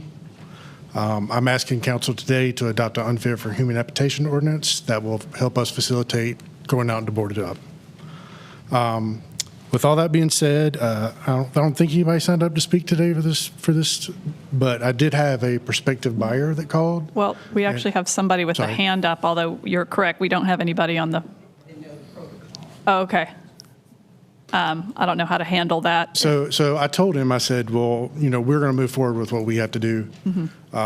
If he buys the property, and in the right amount of time, he can go out and board it himself. Okay. But I think from a safety perspective, we need to move forward and board it up. Okay. Councilor Silver. Any speakers? There's no one signed up. There's somebody in the audience with their hand up, but I'm not, like I said, procedurally not sure how to accommodate that. Mayor, certainly if the council is so inclined, you could have the speaker come up and ask the speaker a question. And Okay. In the case of heirs property, I don't know if the public knows what that means, but it's basically a property that has no clear title, passed down from generation to generation. And so everyone who has claim has a share of that property. Do we do any outreach to work with local nonprofit legal entities to help figure out a path forward? Usually is to figure out how to incorporate, otherwise it just becomes complicated, or that's something that we do not intervene. That's typically not something that we get too involved with. To get good delivery on the case, to get notice to all these heirs, we send all the heirs the notice of violation and the repair order, but we also do a public advertisement to make sure that's everybody's got the appropriate notification. Thank you. So I guess I can open the hearing, and then I'll ask the attendee here if she wants to speak. I don't know whether you're for or against. I'm actually an heir. Okay. Oh. Okay. All right. Well, let me go ahead and open the hearing on 700 Cooper Road, and then if you want to come up and state your name and what your connection is, with the property. You just said you're an heir, so. Good afternoon, Mayor and Board Council members. I appreciate you affording me this opportunity. My name is Cheryl Sauls, and I'm one of the heirs. Like the question was asked about advocate and making certain that heirs know, we did not know about this property and that we were heirs to the property until we started receiving notifications. My father died approximately about 16 years ago. So again, this was unknown to us. Immediately when I received the first notice, I reached out to a family member that was a realtor to solicit some guidance in terms of how to resolve this. And she did some work. The next step, I actually reached out to an attorney firm in Wake Forest by the name of Warren, Shackelford and Turner. Again, trying to be proactive to sort of resolve this thing, but again, like you said, it's heir property.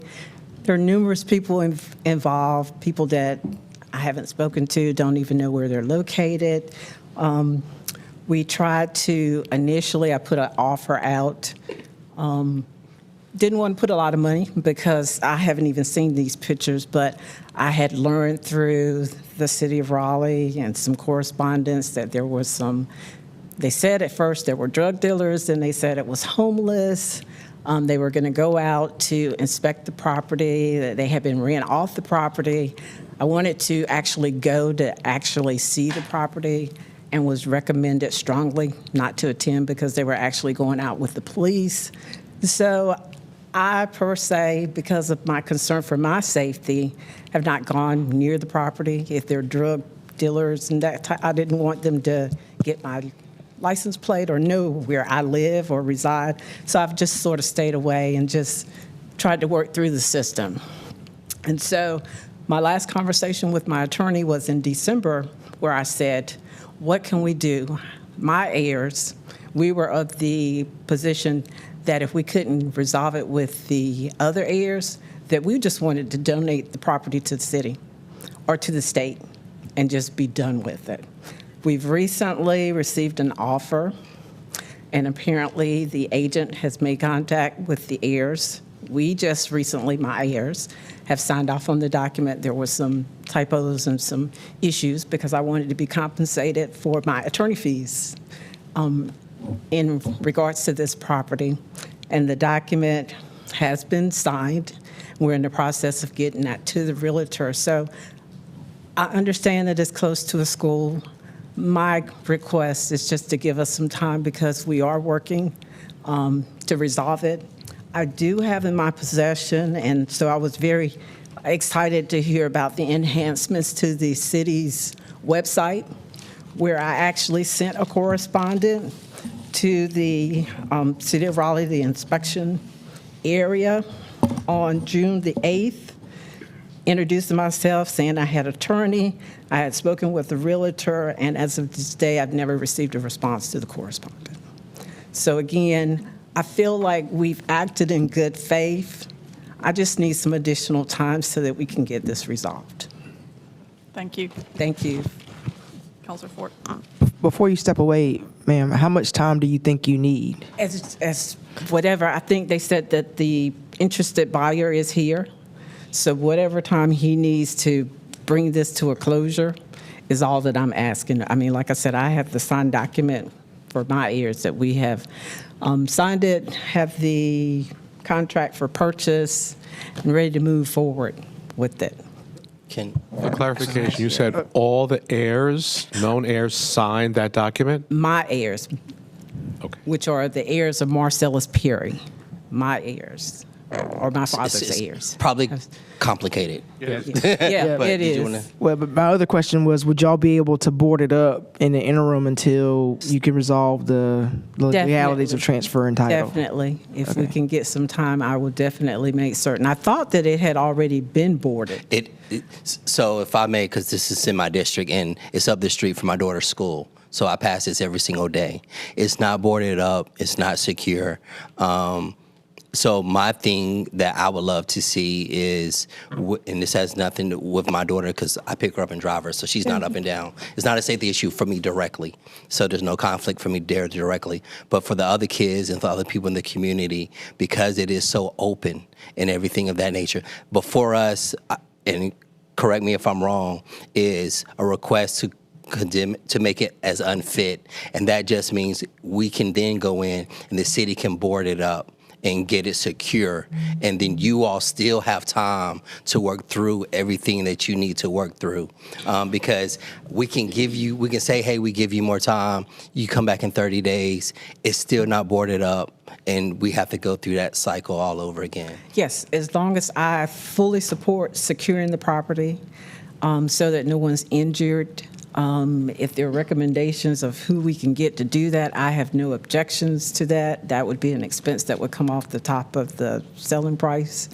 I'm just saying I don't want it to be an action to take place that would compromise the sale, us trying to get this sale. Yeah, and I understand, and I do know that's the all residents. I'm saying, but definitely, yes, I definitely support boarding, securing it, what needs to take place to make that happen. Yeah, and the residents in that area, they have a homeowners association. They've contacted me about this particular property as well and the issues and concerns with it. So, I think on their behalf, who I represent as well, I think we need to go ahead and get this boarded up.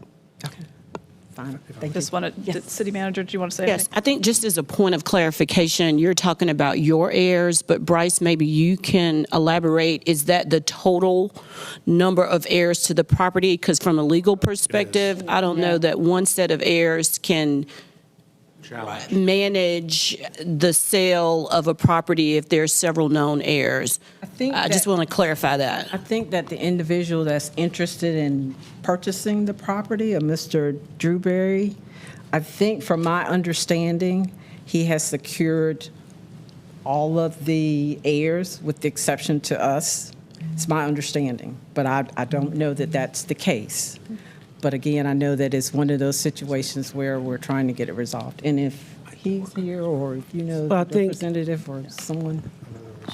Mayor and Council, I think what Mr. Abernathy, and we don't have to go that far, what he was requesting today was to secure the property.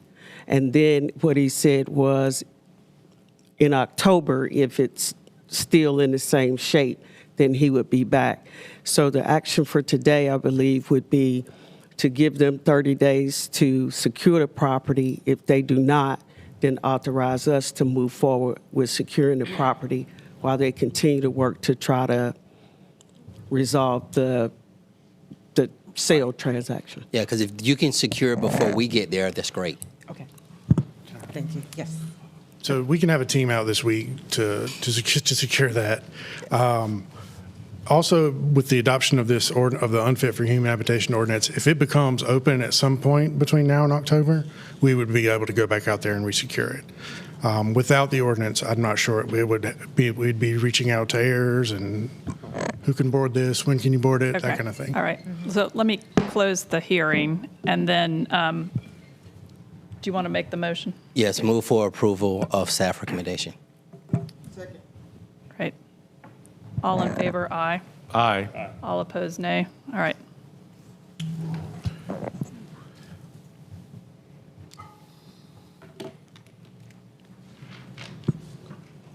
Second item I'm bringing you today is 3028 Old Birch Drive in Raleigh. And this one is on the tail end of that 1 year. The life of the case has expired. We're at the end of the 1 year. This one revolved around some complaints that raccoons were getting into the house.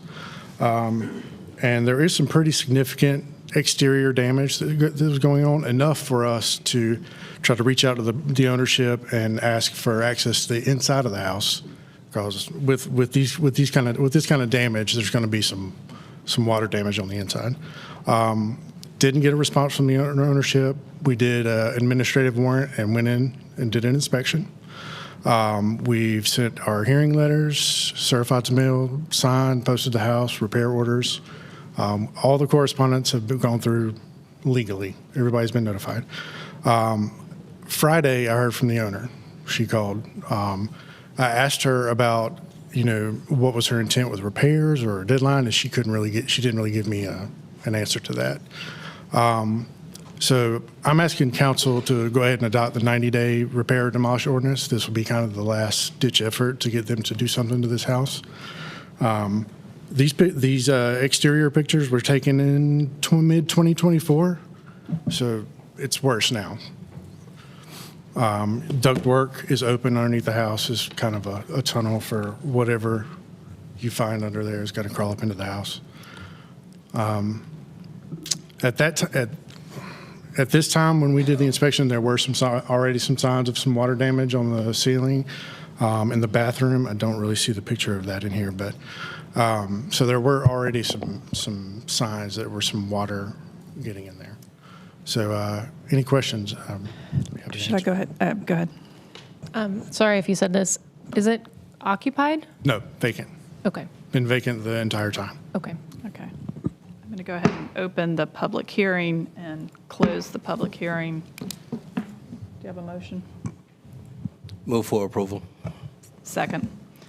All in favor of the motion, aye. Aye. All opposed? Okay. Right. Last item I have is nuisance liens for nuisance abatement work that has been done on property. If you would note, 1807 Sutton Drive has been paid and will not be on the list here. First property is 8229 Clearbrook Drive. We worked with this owner for 3 months trying to get his grass mowed. But essentially it was what you see. It was high grass in the front yard. There was some grass that was growing over the sidewalk, and some trash and debris that was in the yard. 1522 Even May Drive. This was a complaint, high grass. The property is owned by a defunct HOA, so we've kind of been maintaining this area for a while now.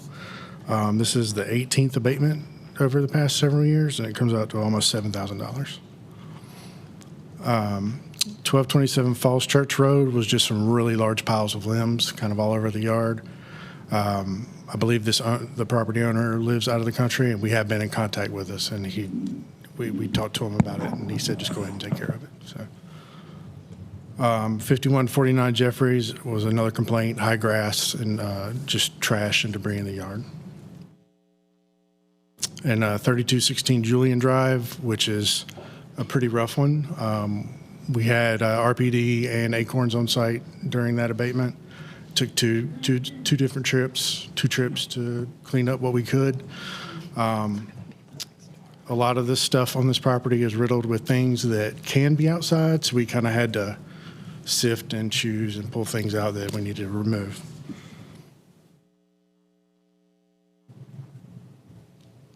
Um, 900 Peyton Street was also a complaint. It was just high grass. 1807 Sutton was paid.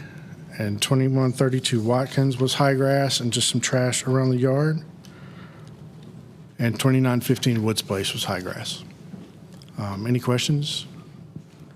I'd be happy to answer. Councilor Branch. So for the defunct HOA, and this may be for the attorney's office, I don't ever see them becoming active. So what are the next steps? Because to keep going out and putting liens on something that you can't collect, you're not going to collect from, what are our options? So, and we talked to Councilmember Patton, I guess, a little over a year ago, I guess, about this. So typically what happens is it is a lien on the property, and then those liens are recouped if there's a sale. The other option that we can explore would be for the city to initiate a foreclosure proceeding. Typically, we don't do that, and so it's fairly involved process, but we can certainly look at the amount that's owed and evaluate whether that would be an option.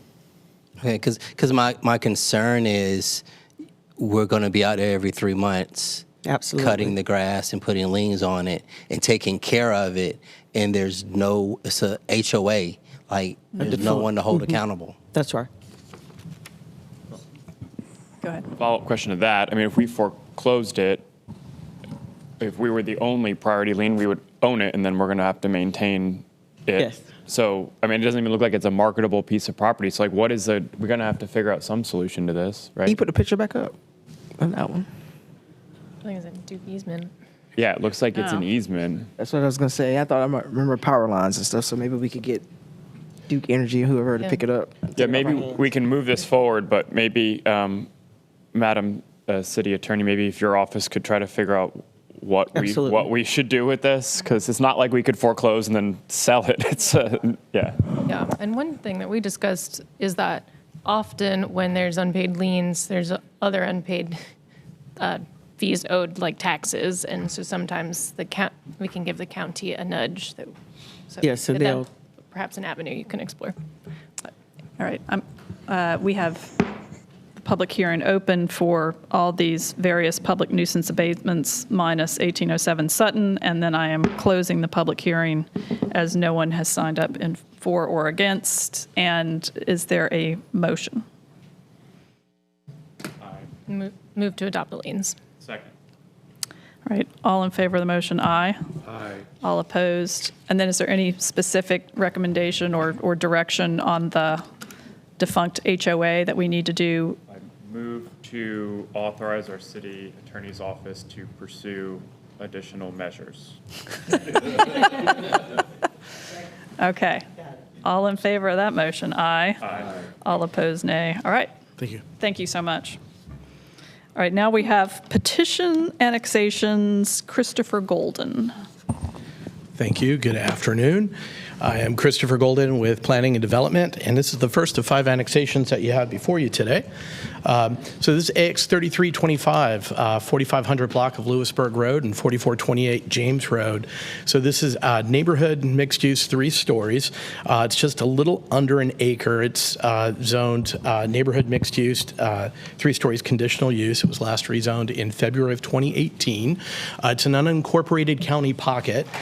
Currently, it's a single-family home on this property. The owners are doing a recombination where they'll operate an owner-operated restaurant. There's water and sewer to the site. Real quickly, you can see the site location. It's there in an unincorporated pocket off the Lewisburg Road. You can see it's in the area of annexation eligibility, pretty far into the city of Raleigh. And you can see that site location on a zoom out, just a little bit northeast of that turnoff from Capitol Boulevard. And you can see the site location where there's scattered uses of single-family homes, multifamily, and then some commercial. And you can see there that there is sewer to the site and there is water in Lewisburg Road. Current zoning, you can see that there as well, some varied uses, some varied zoning types that you see there. Future land use map shows that as neighborhood mixed use. And there is, it's fairly flat, there's no floodplain present, and there you can see the street view from that location, fairly well-traveled road. If it is annexed today, it will be brought into the boundaries of Council District B. More than happy to answer any questions you might have on that. So, Right. Thank you. Questions? No? Okay. Go ahead. I can open the public hearing and close the public hearing. Move to adopt the annexation effective immediately. Second. All right, all in favor of the motion, aye. Aye. All opposed, nay, and that passes. Thank you. thank you. So the next annexation, we have 5 today, so this is the second one. And that is AX 3625 at 5604 Kyle Drive. And various other addresses in the 6500, 6600 block of Buffalo Road. This is a larger scale development at 172 acres, just a little over from that. It is in an unincorporated county pocket that's hemmed in by the outer belt line of 540, as you can see there. It has various rezonings on it, some mixed use, residential 10, some commercial mixed use as well, and it's in a scenic highway overlay district. I think I mentioned before it's in an unincorporated county pocket, so this fills in the area that's surrounded by planned communities, single-family homes, and some mixed commercial uses. It's associated with a subdivision plan on that one. There's water and sewer that goes through the site. The owner's looking to develop 238 single-family homes and 413 townhomes. A little bit about the site location. You can see it there on a zoom out. You can see the zoom out there. You can see where the city boundaries are in the darker gray, and you can see it's in an unincorporated county pocket. This site location is fairly wooded at this point. The homes will go in within those boundaries. You can see that it is within the eligibility, the zone of annexation eligibility, very close in proximity to the last annexation that you approved. Utility location, you can see sewer running through the site, and you can see it's pretty well utilityed all around. Current zoning, you can see the various colors there showing mixed use, mixed zoning on those properties of commercial and residential. And you can see the future land use map corresponds with that. Site topography and floodplain. Thank you. I cannot say that, no matter what, one of these days.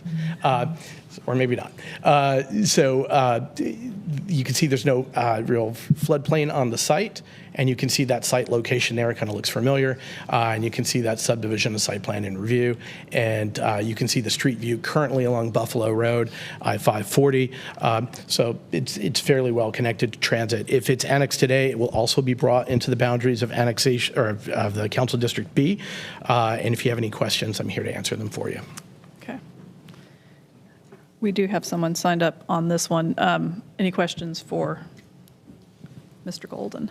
You might need to phone a friend or take it, perhaps. But this area is of great community interest for my residents. 5401 built the street stub north of 540, and they know that there's some future connection crossing 540 onto this side, and then there's an interest in the street extension on Spring Forest Road. Okay. Can you speak to like when those will happen?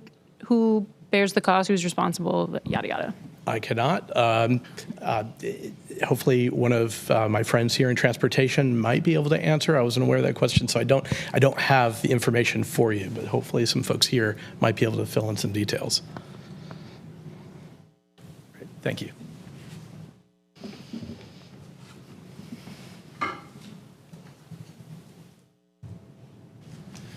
Good afternoon, Kenneth Ritchie with Transportation. So certainly a lot of, as you see here, a lot of that infrastructure would be built associated with the subdivision itself. We are currently working with a developer to the south of this as it works to some of the infrastructure there on the southern part.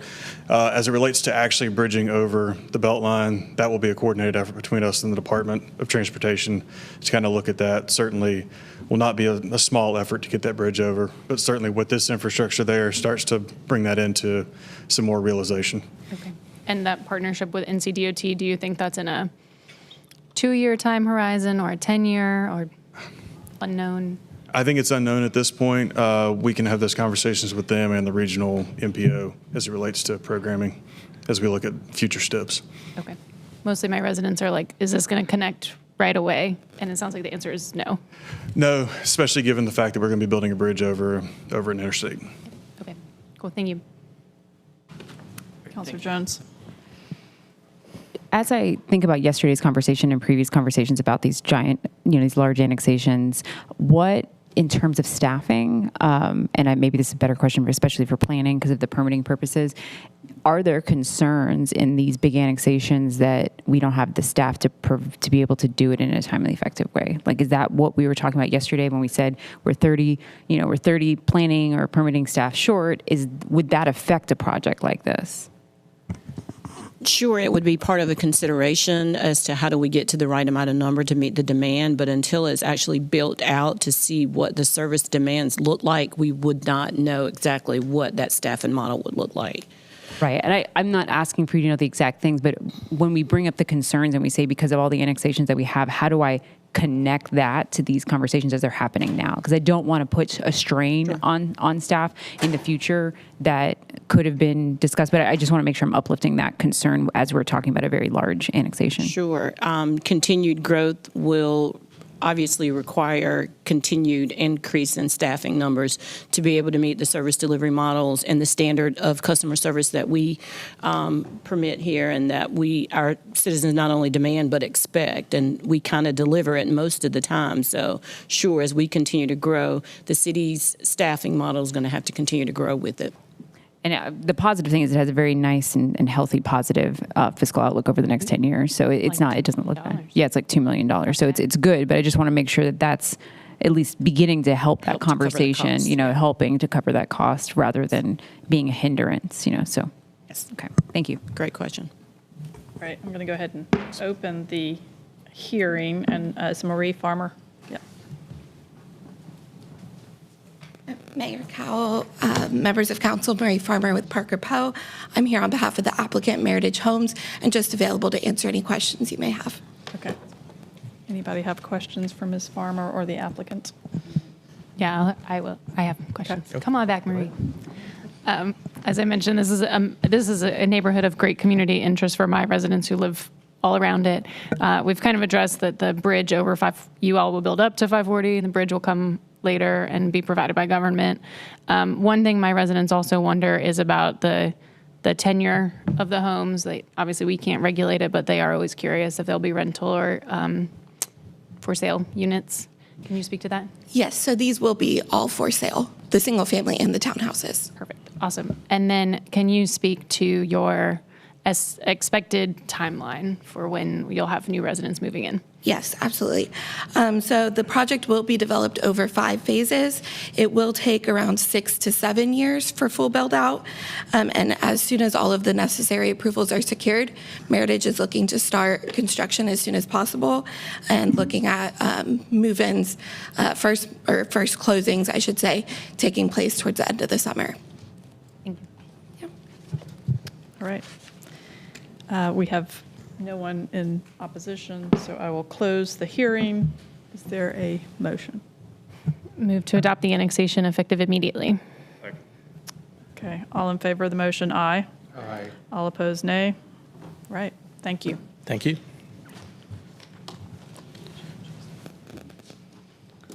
Right, next. Right, next petition annexation AX 4025. All right, thank you. 2051 Dunn Road. This is residential 10 with an urban watershed protection area for Richland Creek. It is R10, and it is 10.5 acres. And the property owner is looking at constructing 60 townhomes plus keeping a remaining single-family home on that property. There's approved subdivision on this that predates some of the policy changes that we have in effect now.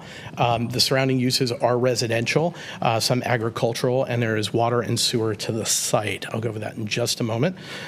So you can see here the site location, and you can see the zoom out. It is in an unincorporated county pocket. It's pretty well surrounded by single-family homes in this area and townhomes. You can see that the property is currently undeveloped, but you can see some roads stubbing into that area and passing the property, so it has road access, and you can see there on the site zoom out.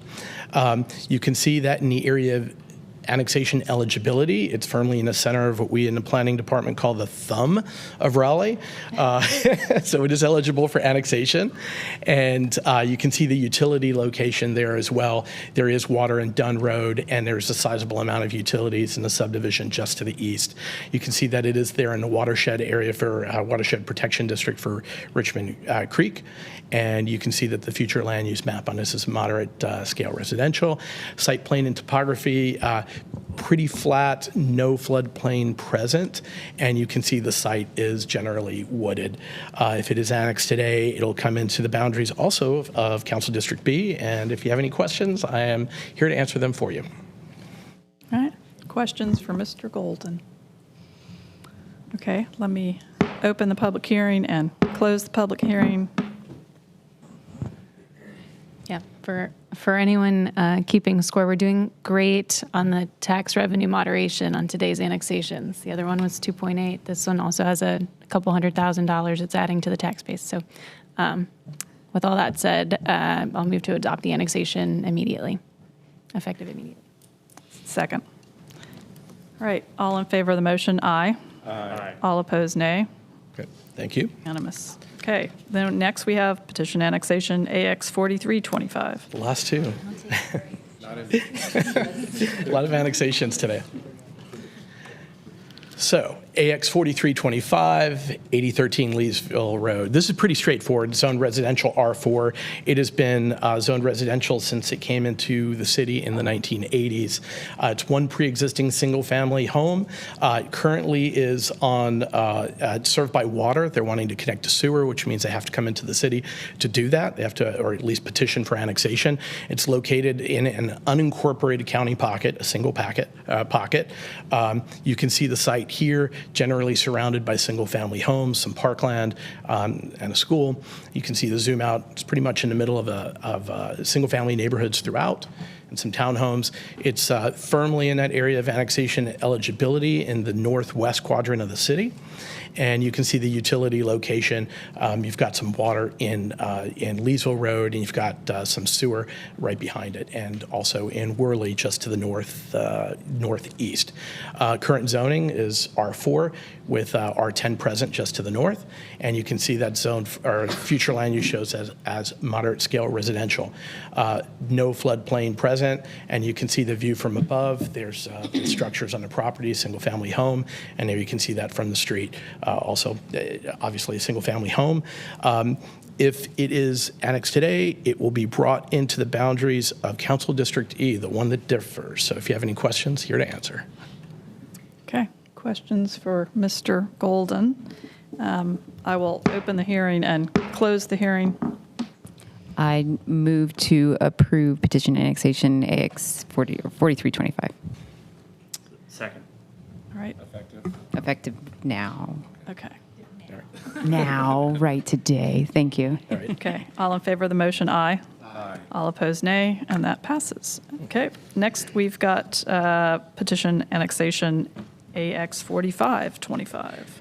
Thank you. And the last annexation of today. So contiguous inside the ETJ, it's 10720 Falls of Neuse Road at Westcott Drive. It's 5.88 acres. Currently, it's an existing religious institution. There's a church on the property. They're looking to expand, so that means they have to hook up to the city utility network currently on well and septic. So they're looking to hook up to water and sewer. They're also in the the Richland Creek Water Supply watershed, so zoned R4. I think I mentioned they're just almost 6 acres. You can see the site there. It has a pretty small footprint on that lot, but the church is facing Falls of Neuse Road. It is there in the thumb, like I mentioned before, in the area of annexation eligibility. You can see the utility location. There's utilities connecting to the south, water and sewer, and there's water in Falls of Neuse Road. So utilities pretty much all the way around. You can see there it's at the edge of the watershed for Richland Creek. Current zoning is also listed in there at R4. And you can see the zoom out there. It's just on the edge of that nature preserve. And you can see that the future land use for this is office and residential mixed use. And you can see the site topography and floodplain, which this map is probably not the best, but there's no floodplain present, but is at the edge of the Falls Lake watershed. You can see the zoom out there. You can see the property is developed with the church and a parking lot, and they'll expand out from that. And you can see the photo from the site. That's the street view. If it's annexed today, it will be brought into the boundaries of Council District B, much like the others. If you have any questions, oh, and it has been in the city since 1986. That's when it was last rezoned. Any questions? Questions for Mr. Golden? Okay, we do have one person signed up to speak, so I'm opening the public hearing. And is Mr. Rod Gooch here? Yes. Yes, my name is Rod Gooch. I'm here on behalf of Mount Pleasant Baptist Church, here to answer any questions. Okay. Any questions for Mr. Gooch? Thank you for being here, and I will close the public hearing. Is there a motion? Move to adopt the annexation effective immediately. Second. Okay, all in favor of the motion, aye. Aye. All opposed, nay, and that passes. Thank you. All right, thank you. Thank you. So, Mayor, it was brought to my attention yesterday that today wraps up the final round of presentations of annexations by Christopher Golden. He is leaving and moving to Italy. Moving to Italy next week. So yeah, it's roughly for the better part of this year. I will be coming back, so it's not a goodbye, it's farewell. But I will be back, just taking some time and really glad to have this opportunity. But with that, I will say thank you so much. It has been a pleasure and a privilege to serve the people and the city of Raleigh. I have learned so much. I am honored. I've worked with so many great people and had the experience of having not just annexations, but so many different impactful projects on the city of Raleigh, and it makes me really proud. It makes me really proud. I'm really bad with words in a public setting, especially when emotions are involved, but I am so proud to work with such a great group of dedicated people. It's been amazing. It's been an amazing ride. Mr. Golden, in Italy, will you be living inside or outside of the ETJ? I will be living outside of the ETJ, but firmly within Milan city limits. So, so yeah. So thank you so much. Thank you. Congratulations. Thanks, y'all. We'll see you soon. Thank you. Nice place. All right, next we have the report and recommendation of various committees, and the only item pending is in Transportation and Transit.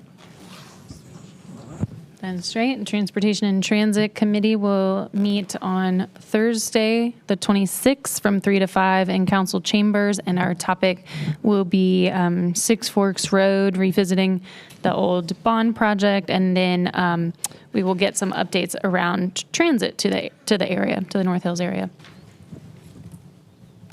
Okay, thank you. Next, we have the report of the mayor and city council. We'll start with Councilor Branch. I had the pleasure of being on the panel for the Black Mental Health Conference that was just held this past weekend at the Marriott Crabtree. We have a lot of good providers that are out here looking to serve. The executive director of the National Association of Social Workers was in town. He was there, and I think there was a lot of good feedback. Acorns was present. there as well, and I think they made a lot of good contacts, and will continue to work to utilize those resources so we can better serve our residents here in Raleigh. And other than that, everyone enjoy the nice, warmer weather, and take care. All right, our next District E community meeting will be held on Wednesday, March 11th at La Cucina Italian Restaurant from 6 to 8 p.m. Also, our Decoding Democracy Book Club will meet that same Saturday, which is March 14th, and we're going to do a limited 9:30 to 10:30 at New World Cafe off Durley Road. So we'll be moving into Chapter 1 of the UDO. So make sure to sign up on my website at ChristinaFerrari.com, and you'll be given a link to the Google Drive that has all the materials needed for discussion. We'll spend the next year or more studying the UDO and have guest speakers throughout the journey to help residents better understand the rules behind development in the city. So I hope to see you there. Great. I wanted to announce that the State of the City will be 1 month from tomorrow on March 18th at the City of Raleigh Museum at 5:30 p.m. and more details to come, but hope to see some of you there. No report. Good stuff we did through the consent agenda today. We authorized staff to submit a $500,000 grant to benefit the News River Park, and we authorized a contract for the Cheswick Drive Bridge replacement, which will be beneficial to those residents. 2 items of note for me.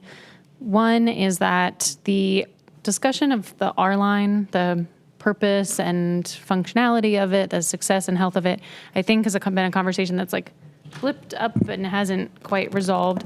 And so I would like to authorize the Raleigh Transit Authority to, through use of like an ad hoc task force or one of their existing standing committees, to take this discussion up with the intention of making recommendations to the council about the future of the R line. I think this would involve them discussing the economic development that I think drove the initiation of it, and asking whether economic development continues to be the purpose of it, and thus maybe it needs to be treated with different monies, or alternately, if it's meant to be a fixed route line just like our other lines, then perhaps it's not quite meeting the brief there. So I'd like to empower them to have that conversation and bring us back recommendations, and encourage any relevant stakeholders like the Chamber or the Visitors Bureau to engage in that conversation as well. So that's one. And then I wanted to ask for a report from staff. I remember a couple years back we heard this in, I think, what was then Safe, Vibrant, and Healthy Committee regarding litter, and we heard how the responsibilities of litter were distributed across different agencies. So I think some of this could be recycled from that, but I would just like a picture of how litter management works in peer cities across the country. So how, our city is mostly allowing it to fall to volunteers and nonprofits, or our city's standing up divisions to do this, do public service campaigns, public service announcements work and have impact, just kind of a picture of how litter is generally managed, because I continue to get, that continues to be in the top 5 of feedback I get from residents. No report. So this past weekend, I had an opportunity to attend the memorial service for former Mayor Tom Bradshaw. It was a very well-attended service, and actually Gail and I held it down for the city of Raleigh. And it was kind of interesting just to hear a number of the stories that were told about Mayor Bradshaw and the city of Raleigh, and how things have changed a lot, but in some ways how a lot of things have not necessarily changed. So I was happy to do that and see a lot of folks from the past of the city. Okay. Thank you. Next, we have appointments. Good afternoon. Bicycle and Pedestrian Advisory Commission, 1 regular vacancy, no nominations there, so that will be carried over. Police Advisory Board, Selena Vasquez received 7 votes, so would be appointed. Stormwater Management Advisory Commission, 1 regular vacancy. Colin McCarville received 7 votes, so would be appointed. down to nominations. Human Relations Commission requests for removal of members. A request has been submitted by the chair of the Human Relations Commission to remove 9 board members. As a reminder, City Code allows advisory board chairpersons to submit such a request to the council after a member has been absent for 3, without being excused for 3 or more consecutive meetings. The letter from the chair, along with the tenant's information, was included in your agenda materials for reference. If the council chose to uphold this request, no action would be needed to make replacements because the commission remains in a state of surplus following last year's action to merge with the Hispanic and Immigrant Affairs Board last year. Also included in the agenda materials was a roster to provide a broader picture of the current slate of members. And then a side note, after the agenda was published, we did receive a resignation from a member who happens to be one of the members that is requested to be removed. So. I'm fine with it. Just move to adopt the removal request. Second. Then that's sufficient. To approve the removal request. Yes. Yeah, second. Okay. All in favor of the motion, aye. Aye. All opposed, nay. All right, thank you. All right, and as mentioned previously, we'll continue to bring back periodically a roster to kind of show where we're at with natural attrition and resignations. Next is Planning Commission, 1 regular vacancy. The term of Nicole Bennett is expiring. She is not eligible for reappointment due to length of service, so this is now open for nominations. Can I have a point of privilege real quick?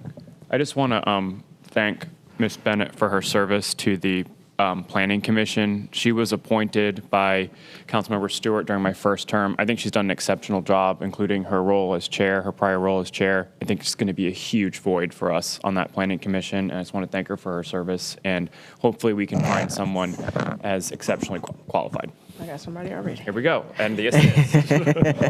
I'd like to nominate Trishana Sanchez. I'll co-nominate, please. Okay. And I too just want to thank Nicole Bennett. I've known her for over 20 years and so experienced, so wise. I want to thank her for her service and wish her the best in her future endeavors. Just thank her for the service to the city. Well, her service will continue because she's going to the Raleigh Housing Authority to help them with the redevelopment projects. So thank you, and more to come.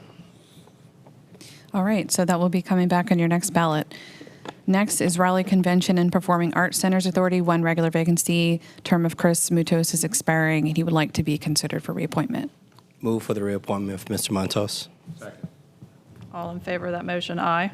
Aye. All opposed, nay. Okay, so he is reappointed. Lastly, Substance Use Advisory Commission, 3 regular vacancies. Terms of 2 members are expiring. That's Rihanna Fleury and Martin, Woodard. Both wish to be reappointed, as mentioned. And then additionally, resignation has been received from Paul Killen. So that's 3 there. Move to reapprove Rihanna and Martin. Second. All in favor of that motion, aye. Aye. All opposed, nay. So that passes. All right, so that additional vacancy, or that remaining vacancy, will be coming back. And that's all. Thank you. Thank you.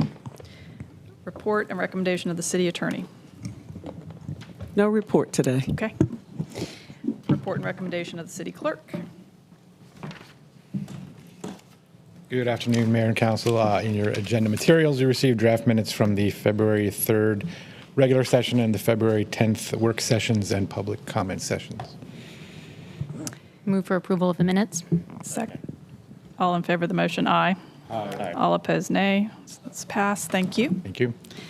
And next, we have a motion to enter closed session pursuant to General Statute 143-318-11A3 to consult with the city attorney in order to preserve attorney-client privilege, and 143-318-11A5 to establish or instruct the city staff or negotiating agents concerning the position to be taken by or on behalf of the city in negotiating the terms of contracts for the acquisition of real property by purchase, option, exchange, or lease. So moved. Second.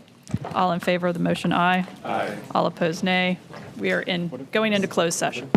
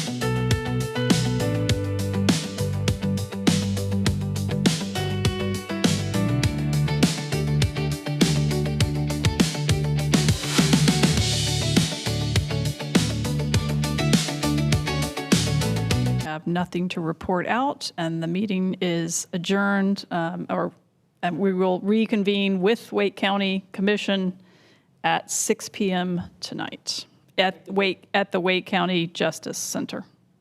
Thank you.